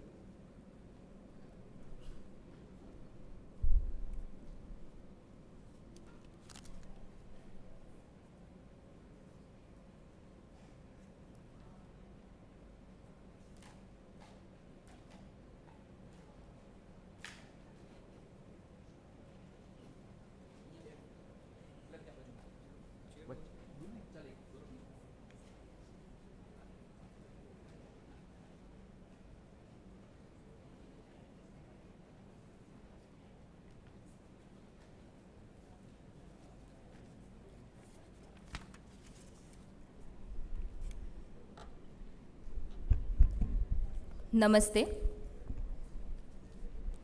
A very good evening, ladies and gentlemen.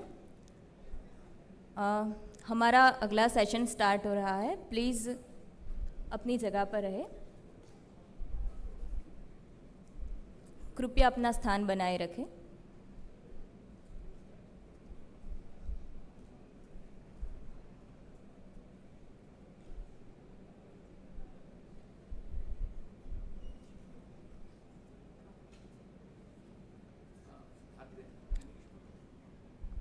Please be seated. We are going to start our next session.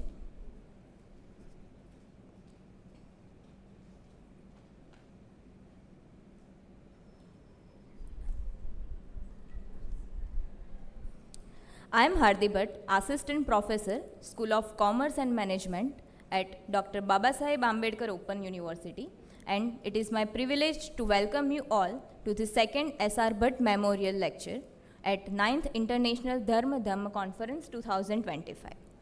Extending a warm welcome to all participants, I am honored to invite Dr. Sanjay Paswanji, our chair, and Professor Hyo Leong Lee, our speaker, to kindly join us on stage.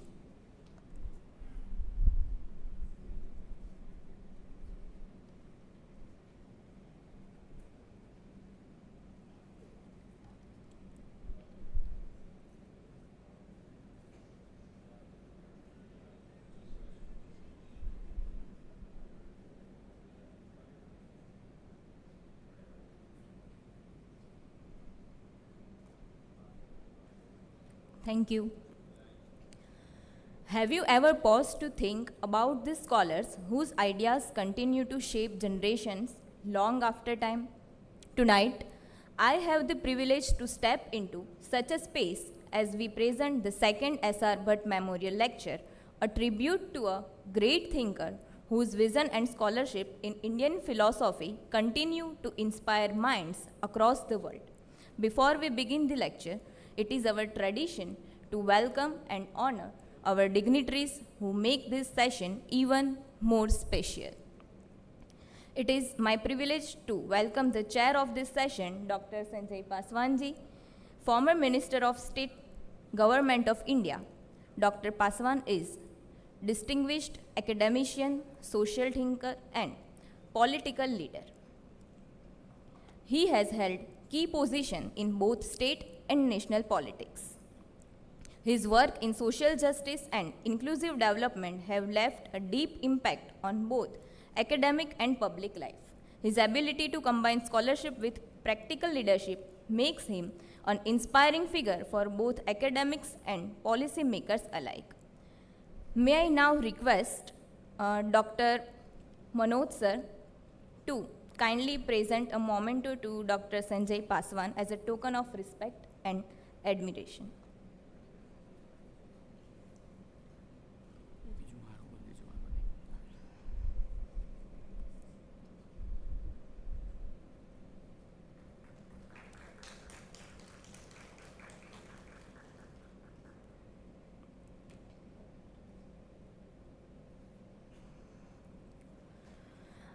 Thank you. I am equally honored to welcome Professor Hyo Leong Lee, Professor and Head of the Department of Integrative Medicine at Sun Moon University, Korea, and Principal of the Korea Yoga Academy, Ashram, a former President of the Korean Society for Indian Studies and recipient of ICCR Distinguished Indologist Award in 2019. His presence today beautifully reflects the global reach of Indian thought. May I now request Dr. Nigam Pandya to kindly present a memento to Professor Lee.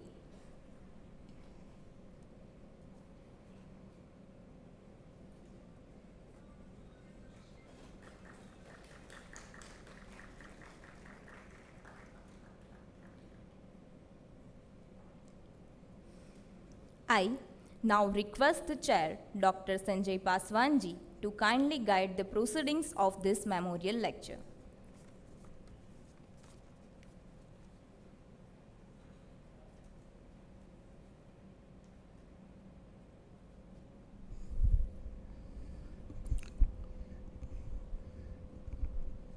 friends, such meetings, and especially this timing, is so important for everyone that one happens to be in hurry to leave the hall auditorium. But this is a very important event that Professor S.R. Bhatt, with whom I was also member of the ICPR in Government of India, Ministry of HRD. He was such a great man. He is scholar par excellence, and a very good human also. He used to invite me in different places, meetings of Indian Philosophical Congress, Darshan Parishad, and ICPR, I was the member there, that's why we used to meet each other. Here, this is the second lecture in his memory, and a great scholar from Korea has come over here to deliver his lecture. I am welcoming him from my side. And since I happen to be from the land of Buddha, Bihar, Gaya, where from I was the member of parliament. And here the whole day I have been hearing and listening about the Buddha and Buddha's sermons and Buddha ideas. So, I am a man of science. Later on, I joined management stream. So, without philosophy, no faculty, no disciplines can go ahead. So, philosophy one must try to understand, to comprehend, and to make it a tool to understand the disciplines. Friends, when a man encounters nature, जब व्यक्ति प्रकृति से जूझता है तो विज्ञान का इजाद करता है. When man encounters the nature, then science get invented. When man encounters man, जब आदमी आदमी से जूझता है तो पॉलिटिक्स का इजाद होता है. और जब आदमी अपने आप से जूझता है तो धर्म और अध्यात्म का इजाद होता है. तो ये एक रेलिवेंस है कि वाई रिलीजन, वाई स्पिरिचुअलिज्म, क्या आवश्यकता इस बात की है. तो एक कंटेम्पररी रेलिवेंस क्या इन सब चीजों का है, ये निश्चित तौर से एक बड़ा सवाल है. आज से 30-40 years बैक स्ट्रेस क्या होता है इंडियन सोसाइटी में, नोबडी न्यू इट. स्ट्रेस क्या होता है, ये स्ट्रेस एक नई बीमारी है. ये आदमी, people have started encountering oneself only, then stress erupts. अब ये स्ट्रेस का मैनेजमेंट एक नई टाइप की डिसिप्लिन हो रही है. इसके फिर कई रास्ते निकल रहे हैं. योगा एक रास्ता है जिसके प्रोफेसर ली योगा के एक्सपर्ट हैं अपने कंट्री में, और इतना भी ये ईस्टर्न पार्ट ऑफ द जो वर्ल्ड ग्लोब है उसमें लगे हुए हैं और सिखाने के लिए, और दुनिया में एक से एक योग के लोग लगे हुए हैं. मुझे लगता है कि इन चीज़ों को समझने के लिए फिलॉसफी कहें, दर्शन कहें, फलसफा कहें, तो हर चीज़ का अपना एक होता है. इसलिए इसको फिलॉसफी को मतलब एक अल्टीमेट जो नॉलेज है उसका हम ओरिजिन मानते हैं कि दर्शन जो है या फिलॉसफी जो है बहुत it takes time to get sedimented. जैसे मॉर्निंग में कुछ हमको आइडिया हुआ, तो आइडिया आता है फिर खत्म होता है. आइडिया कब ओपिनियन बन जाता है, when idea becomes an opinion, it takes time. थोड़ा समय लगता है, हो सकता है कि महीना लगे, वीक्स लगे, मंथ्स लगे, और फिर वह आइडिया ओपिनियन बनने में फिर उससे एक बिल्कुल आगे बढ़ने पे कुछ थियरी बनता है, और फिलॉसफी लास्ट स्टेज में बनता है। जब कई दशक हो जाते हैं, कई सेंचुरी हो जाती है, तो एक फिलॉसफी बनता है। जिससे अभी आप देखेंगे कि हमारे यहाँ जो फिलॉसफी है, शंकर कहा गया है कि आदि शंकराचार्य को कहा गया कि अद्वैत की फिलॉसफी जो है, और फिलॉसफी के या दर्शन के जो आधार पुरुष हैं वह शंकर हैं, अद्वैत का। अभी यहीं पे अहमदाबाद में एक बड़े संत यहाँ पे जैन संत ठहरे हुए हैं, जिनका चातुर्मास यहाँ चल रहा है, आचार्य महाश्रमण जी का। वहाँ देखा हमने कि अनेकांत एक दर्शन है, अनेकांत दर्शन है। मतलब जहां अनेक खत्म होता है तो अनेकांत कहें या फिर हम अद्वैत कहें, वो फर्क नहीं है। अद्वैत जहां कोई दूसरा नहीं, द्वैत नहीं, दो भाव नहीं। अनेकांत जहां कुछ अनेक नहीं, सब एक है। उसी ढंग से बुद्धा का जो फिलॉसफी है, आप गौर करेंगे कि बुद्धा ने जो कहा कि 4 नोबल ट्रुथ्स कहा उन्होंने, कि सफरिंग्स है, सफरिंग्स के अपने कारण हैं, उसके निवारण भी हैं, और निवारण के लिए फिर लगना होगा। ऐसा नहीं कि निवारण है तो हमें सब कुछ मिल जाएगा, ऐसा भी नहीं है।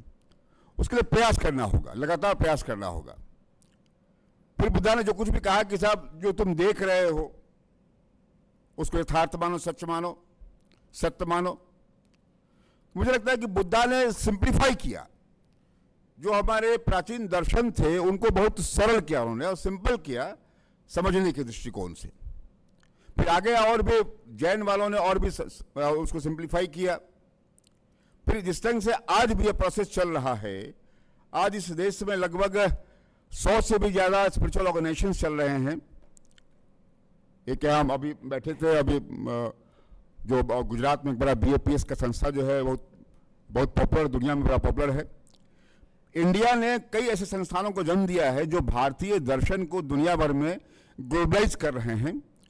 उसमें इस्कॉन है, एक रामकृष्ण मिशन है, ब्रह्मा कुमारी संस्थान है।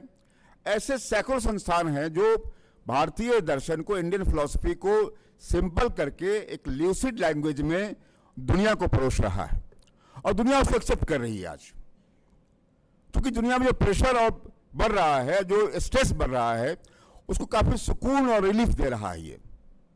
अभी राम माधव जी गए थे पटना में, उन्होंने एक बड़ी बात कही। उन्होंने अपने किताब के रिलीज सेरेमनी में उन्होंने बड़ी बात कहा उन्होंने वहां पर कि अब किसी भी चीजों को हम सब लोग इकोनॉमिक पहलू से देखना होगा हम लोग को।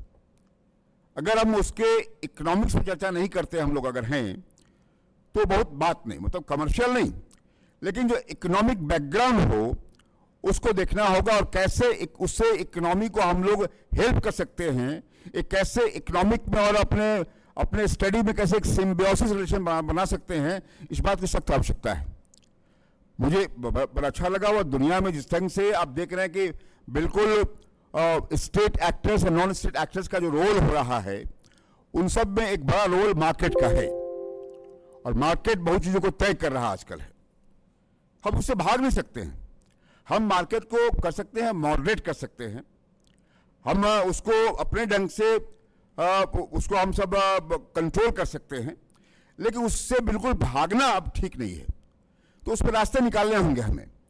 इसलिए मैं मानता हूं कि आज का जो कंटेम्प्रेरी रियलिटी है कि कैसे मार्केट के एग्जिस्टेंस को स्वीकार करते हुए हम सब लोग आगे बढ़े, और अपने एंशिएंट जो ट्रेडिशंस हैं, जो अपना एक दर्शन है, जो अपना एक फिलॉसफी है, या अपना जो हमारे जो आधार है, मानो जो बेस आइडियोलॉजी है, कैसे उसको हम ठीक ठाक रख सकते हैं। इसीलिए मुझे लगता है मित्रों कि इन कार्यक्रम का बड़ा महत्व है। इन चीज़ों का थोड़ा लगता है कि कभी कभी बड़ा बोरिंग हो जाता है कि समझ में नहीं आ रहा है, मगर बावजूद इसके ये जो सीकर्स का लैंड है, ये केवल बिलीवर्स का नहीं लैंड है। ये जहाँ हम लोग सीकर्स हम सब लोग हैं, तो हम सब सीकर्स होंगे तो थोड़ा बहुत जो बातें हमारा मेंटल फैकल्टी नहीं ले पाएगा, तो लगता है सब बिल्कुल टेंजेंट करके निकल जा रहा है, वो अलग बात है। लेकिन हमें स्वीकारना चाहिए इन सब चीज़ों को कि हम जब जहाँ रिसर्च करते हैं, जहाँ शोध करते हैं, तो शोध में बोध ऐसी नहीं होता है।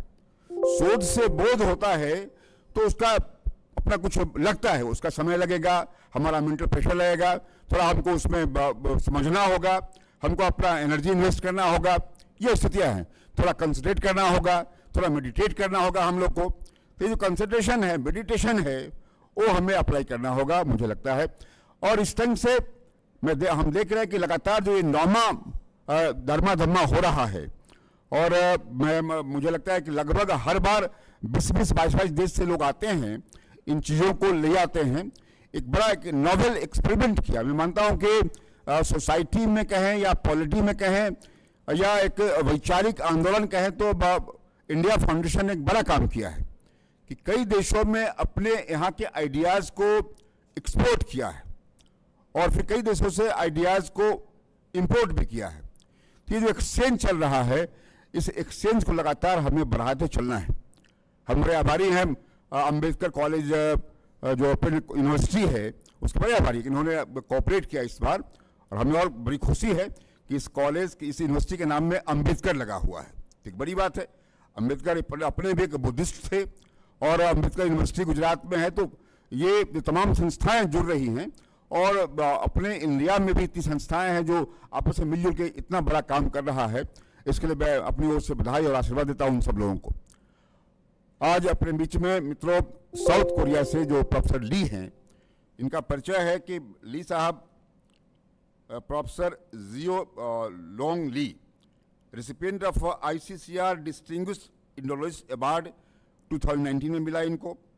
प्रिंसिपल रहे कोरिया योगा स्कूल ली आश्रम के, फॉर्मर वाइस प्रेसिडेंट रहे हैं सियोल यूनिवर्सिटी ऑफ बुद्धिज्म के, फॉर्मर प्रोफेसर एंड डीन हैं the graduate school of integrative medicine के और सन मून यूनिवर्सिटी के, फॉर्मर प्रेसिडेंट हैं the Korean society for Indian studies.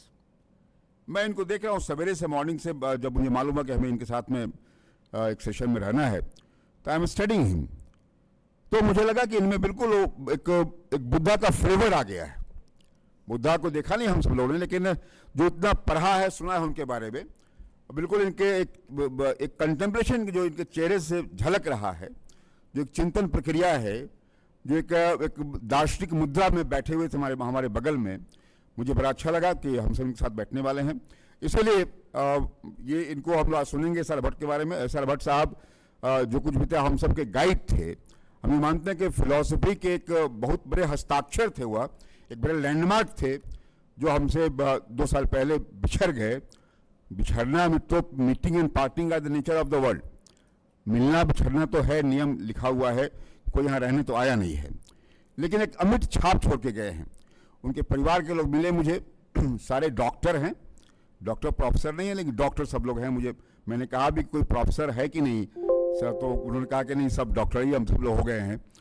तो एक लिगेसी जो है, दर्शन शास्त्र की लिगेसी, दर्शन का जो लिगेसी है, उस पर हमें गर्व करना है और कैसे अपने दर्शन को हम लोग और सरल कर सकते हैं, सहज कर सकते हैं, सुलभ कर सकते हैं, सुगम कर सकते हैं हम लोग हैं। इस बात की आवश्यकता है। बहुत ज़्यादा कॉम्प्लिकेट करने से बात नहीं बनेगी। और हमें लगता है कि हम सब लोग, जो मैंने कहा शुरू में कि जब आदमी आदमी से जूझता है तो पॉलिटिक्स आता है, और जब आदमी स्वयं से जूझता है तो दर्शन, अध्यात्म और धर्म का इजाद होता है। इसलिए हमें लगता है कि ये हम सब के लिए जरूरी है। स्पेशली जो एक क्लास के लोग हैं, जो मुझे लगता है कि एक क्लास में, जिस क्लास के लोग हम लोग यहाँ बैठे हुए हैं, मैं एलिट नहीं कहूँगा, लेकिन मैं बहुत मास भी नहीं कहूँगा, मैं एक हम लोग जो बीच के क्लास के लोग, जो मिडिल क्लास के लोग हैं, हम लोगों को जरूरत इस चीज़ की है कि हम कैसे अपने आप को डी स्ट्रेस करें। अभी इस बात की आवश्यकता है मित्रों, स्ट्रेस में है हम सब लोग, कैसे डी स्ट्रेस करें। इस बात का समाधान कहीं निकलता अगर है तो वह निकलता है इसी दर्शन में, इसी फिलॉसफी में निकलता है। निश्चित तौर से योगा जो आप कर रहे हैं ली साहब, उसमें निकलता है। आइए हम सब मिलकर के, और इस सेमिनार से जो कुछ भी सीखा हम लोगों ने है, इस 3 दिन के प्रोग्राम जो सीखेंगे हम सब, उसको अप्लाई करेंगे जीवन में। यहाँ पे मैडम सुरैना सिंह जी बैठी हुई हैं। आप हमारे बिहार में जो Nalanda university once upon a time एक समय था, उसको हमारे चीफ मिनिस्टर साहब ने, हमारे पार्टी ने, हमारे अलायंस ने उस यूनिवर्सिटी को एक जीवंत करने का प्रयास किया है। ऐसा नालंदा यूनिवर्सिटी को पुनः वहाँ पे मैं आप सबसे आग्रह करूँगा कि आप लोग वहाँ भी आवें, एक बार तो प्रोग्राम वहाँ पे हुआ था, आपने सुनना जी ने वहाँ प्रोग्राम करवाया था एक बार, जो भी वहाँ नहीं गया वहाँ पे आना चाहिए एक बार। तो मुझे लगता है कि अपने उन विषयों को, अपने उन सब्जेक्ट को देखने से ही हम सब लोग, देखने से, सुनने से, उससे इंटरनलाइज करने से हम डिस्ट्रेस होंगे। निश्चित तौर से आज जो स्थितियां हैं मित्रों, उसे यूनियन ने कहा है कि प्लैनेट प्रॉब्लम में है, पीपुल प्रॉब्लम में है, पीस प्रॉब्लम में है और पार्टनरिंग भी प्रॉब्लम में है। ये 4P प्रॉब्लम में है, planet in problem, peace in problem, people in problem and partnering in problem. मतलब पीपुल टू पीपुल जो रिलेशंस है वो भी समस्या में घिरा हुआ है। इसलिए हमें लगता है कि इस प्रॉब्लमेटिक एरा में जो दुनिया में प्रॉब्लम्स है, कैसे इंडिया उसमें एक राह दिखाए। इंडिया राह दिखा रहा है लगातार, हम सब लोग और कैसे प्रोएक्टिव होकर के एग्रेसिवली हम लोग कैसे एक राह दिखाने वाले बने हम सब लोग, इस बात का दुनिया भी उम्मीद कर रहा हमसे है। जिस तरह से दुनिया में आजकल जो इतनी लड़ाइयाँ चल रही है, लगभग 90 जगह लड़ाइयाँ चल रही है, और उस 90 जगह की लड़ाई में लगभग 78 कंट्री इन्वॉल्व उसमें है। अब हमें लग रहा है केवल 2 ही देश लड़ रहा है, ऐसा नहीं है, 90 जगह लड़ाई चल रही है अभी है और 78 कंट्रीज में इन्वॉल्व हैं। तो इन सब का अगर रास्ता निकलता है तो निश्चित तौर से वह निकलता है, और उसे हर एक कंट्री को, हर एक सिविलाइजेशन को अपना अपना गुमान है कि हमारे यहाँ से निकलता है, हमारे यहाँ से निकलता है। हमें भी गुमान है अपने संस्कृति पे, सिविलाइजेशंस पे, कि रास्ता हमारे यहाँ से निकलेगा जो वसुधैव कुटुंबकम है, वर्ल्ड इज फैमिली, और एक पीस का जो मामला है हमारे यहाँ से निकलता है मित्रों। Peace is merely not absence of war. जो पीस है केवल एब्सेंस ऑफ वार नहीं है, बल्कि पीस का मतलब peace is a presence of justice है। इसलिए आइए हम सब ऐसे कार्यक्रम के माध्यम से कैसे दुनिया के अनरेस्ट को ख़त्म करें, दुनिया में जो कॉन्फ्लिक्ट है ख़त्म करें, उसको ख़त्म ना करें, कम से कम किया जाए उसको, और कैसे हम सब एक आने वाली दुनिया को सुंदर बेहतर बनाएं, इसके लिए प्रयास हो रहा है। ये धर्मा धम्मा जो मामला है उसको लेकर के हम दुनिया में एक बिल्कुल एक बेकॉन लाइट की तरह हम लोग निकलें और प्रयास करें कि दुनिया में जितनी व्याप्त कुरीतियाँ हैं, व्याप्त तनाव हो, ख़त्म हो, दुनिया डी स्ट्रेस्ड हो। तो हम आग्रह करेंगे, I request of professor Li that to have his deliberations so that we also may be guided by you. Professor Lee, welcome.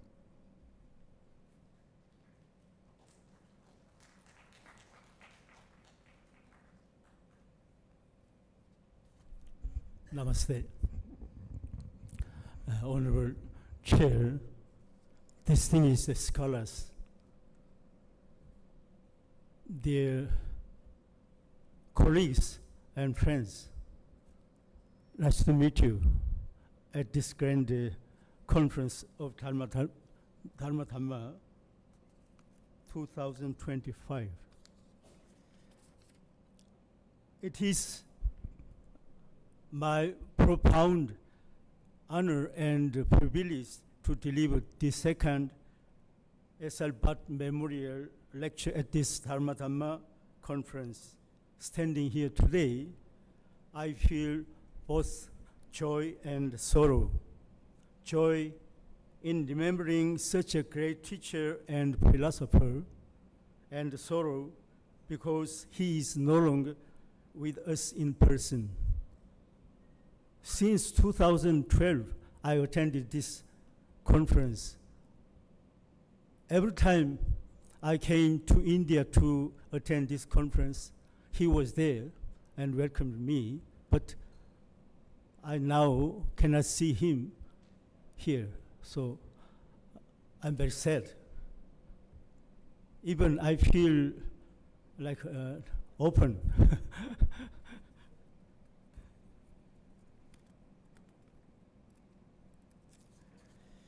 For me, Professor S.R. Bhatt was not merely an academic mentor, he was like a father, warm, caring, and ever guiding.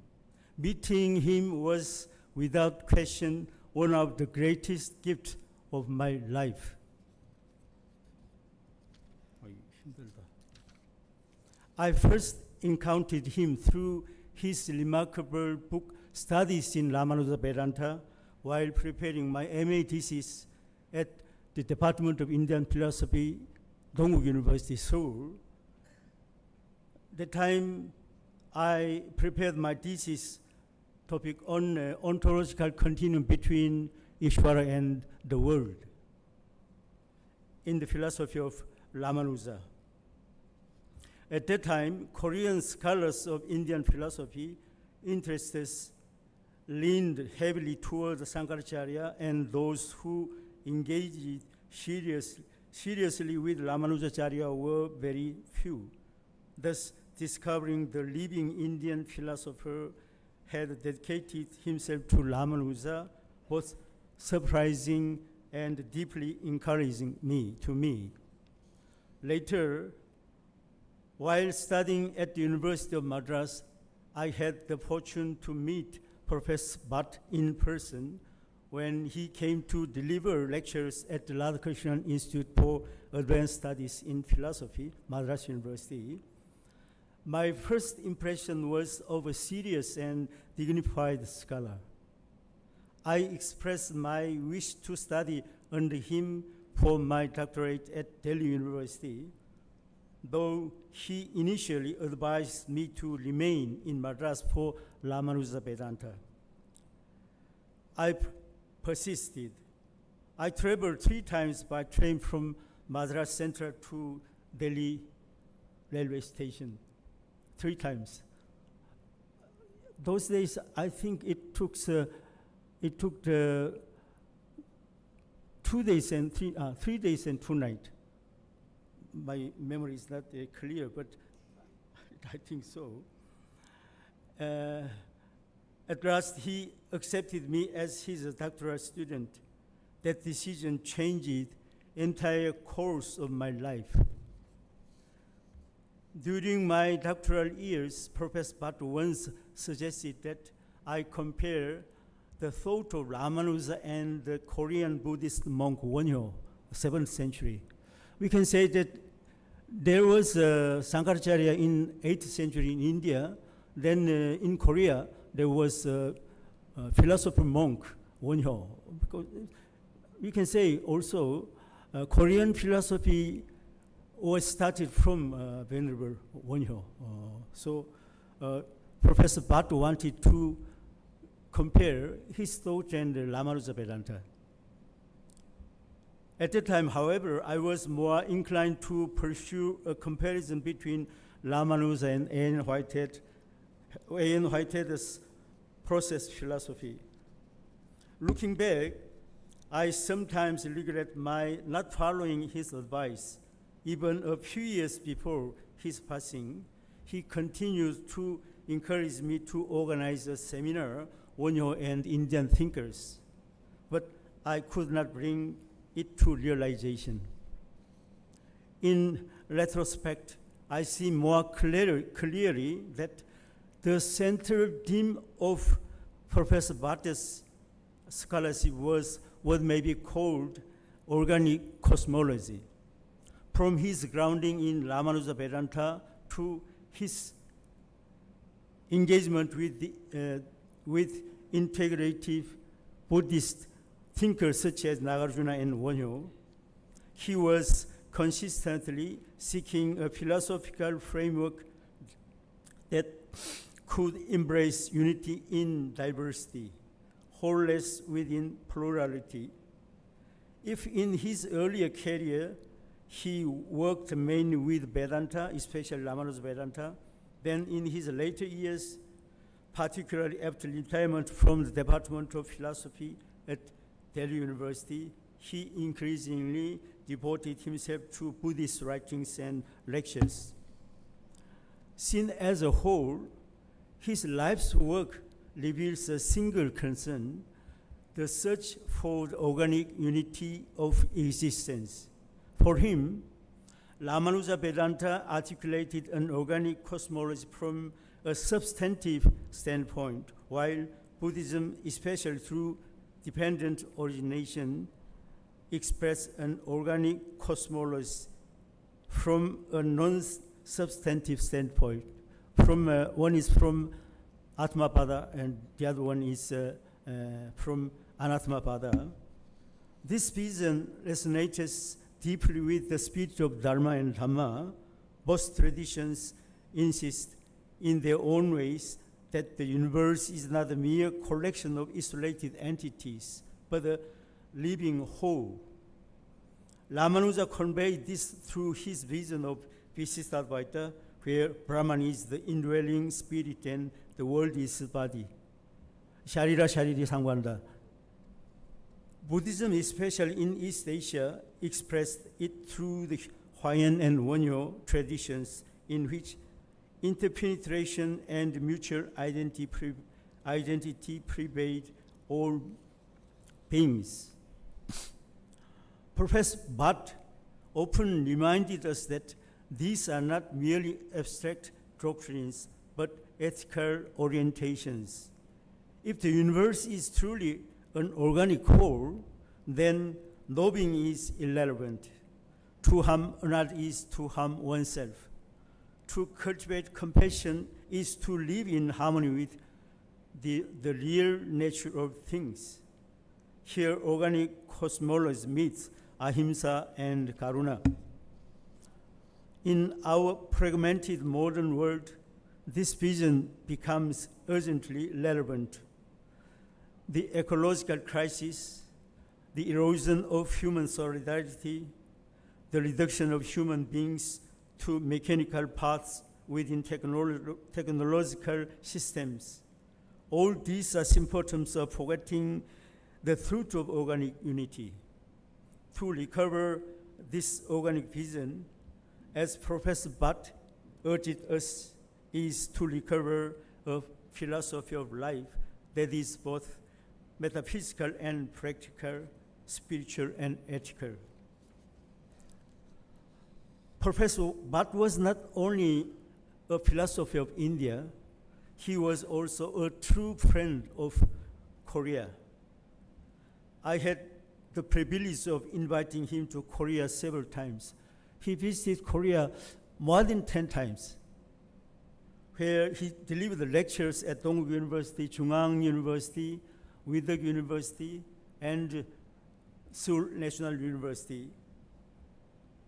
He loved Korean Buddhism and often remarked that Korea was the living center of East Asian Buddhism. I recall with gratitude the day we visited Tongdosa Monastery together, where we offered roof tiles for the temple. That simple act of devotion remains engraved in my memory as a symbol of his closeness and humility.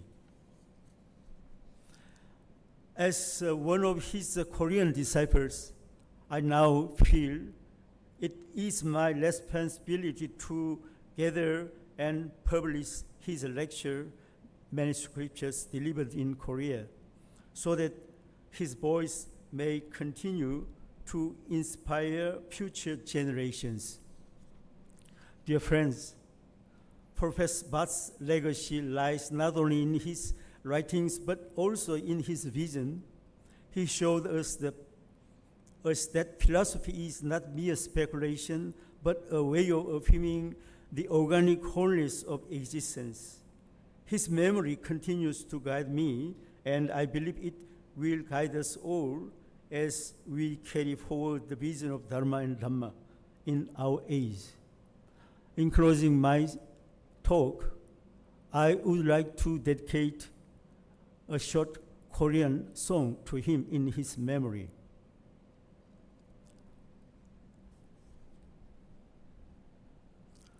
나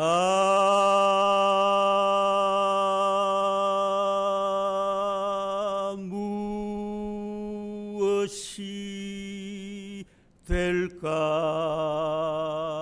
하니 그리운 그대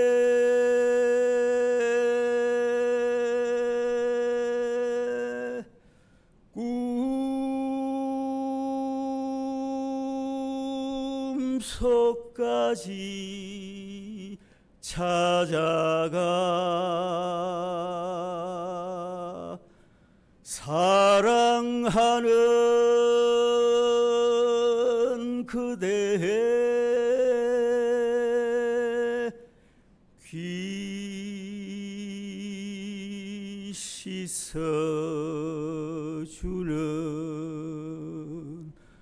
빛고운 솔바람 소리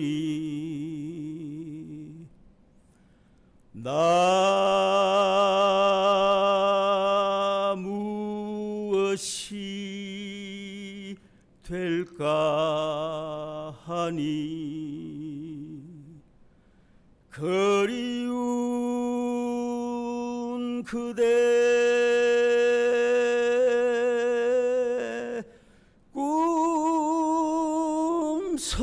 꿈속까지 찾아가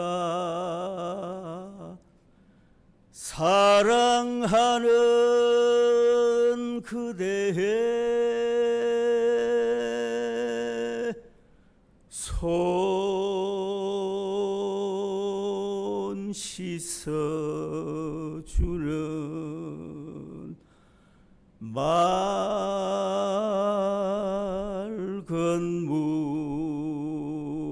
물소리. Thank you.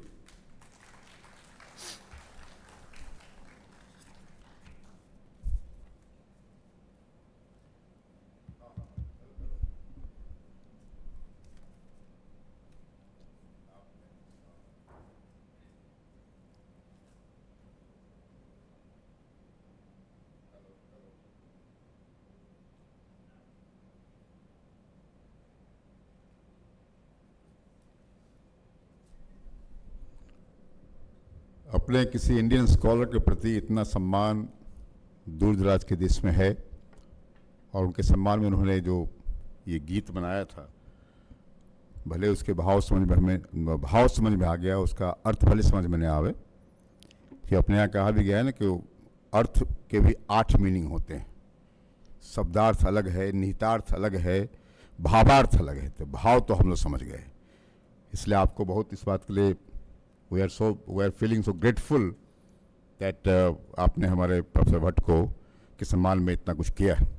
हम India के लोग भी करना चाहेंगे उनके लिए, इसलिए मैं बहुत आभारी आपका हूँ कि आपने भट्ट साहब का ये दूसरा मेमोरियल लेक्चर दिया, और हम इंडिया फाउंडेशंस के और इस यूनिवर्सिटी के भी आई एम सो ग्रेटफुल कि आपने इतना अच्छा प्रोग्राम आज दिन भर का अरेंज किया।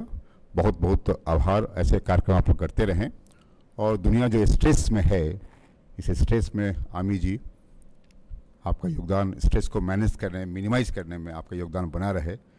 We do hope so. Thank you very much.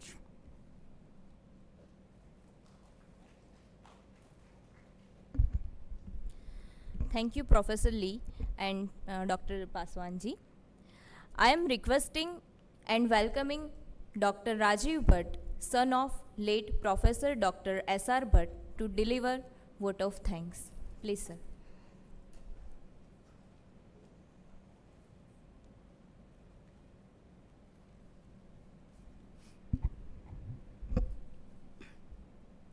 Respected Chair, Speaker of the session, Professor Lee, dignitaries in front of the dais, distinguished speakers, esteemed guests, teachers and students of philosophy, and everyone gathered here. A very pleasant and graceful good evening. Namaskar. Before I begin, I bow in reverence to my father, Professor Siddheshwar Rameshwar Bhatt. His wisdom, compassion, and dedication to Indian philosophy remains my guiding light. Today's gathering is not just an event, but a continuation of his journey. I am Rajiv Bhatt, son of Professor Bhatt. On behalf of India Foundation, Dr. Bhimrao Ambedkar Open University, the organizing committee of 9th International Dhamma Conference 2025, and my family, especially my mother, Mrs. Annapurna Bhatt. It is my honor and privilege to propose this vote of thanks on the occasion of 2nd Professor Siddheshwar Rameshwar Bhatt Memorial Lecture. This evening is one of deep significance. The lecture celebrates the life and legacy of my late father, whose commitment to Indian philosophy and intercultural dialogue continues to inspire us. Though his physical presence is missed, gathering like this keeps his vision alive. First and foremost, I bow my gratitude to the Almighty and to our revered ancestors for their blessings. My sincere gratitude to the chair, Dr. Sanjay Paswanji, former Minister of State, India, for his gracious presence and guidance. Thank you, sir, for sparing your valuable time and sharing your thoughts. A very special thanks to our distinguished speaker, Professor Ji Leong Lee, former president of the Korean Society for Indian Studies and a PhD student of my father, for his profound insights and for strengthening the intellectual bridge between India and Korea.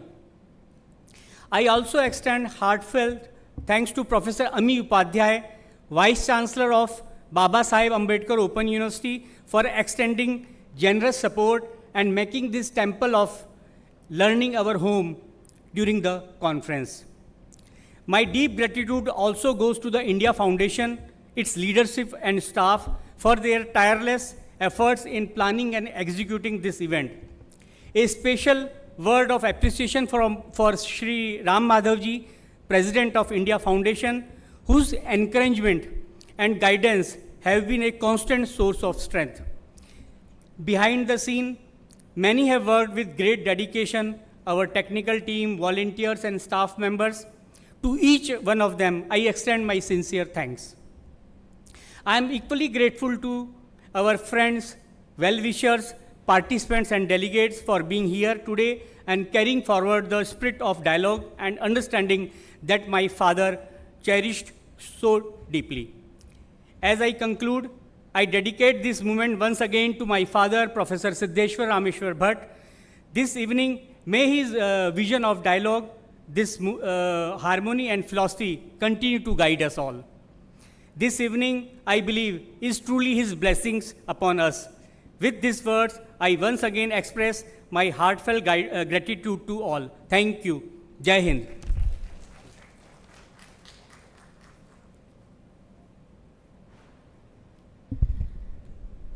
Thank you. So this session concludes here.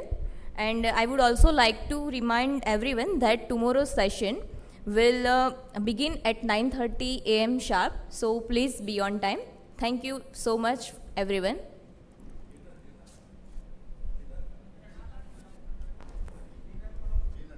जी अभी guest only? Okay, all the guests are supposed to go for the gala dinner and we will guide you for that. Thank you.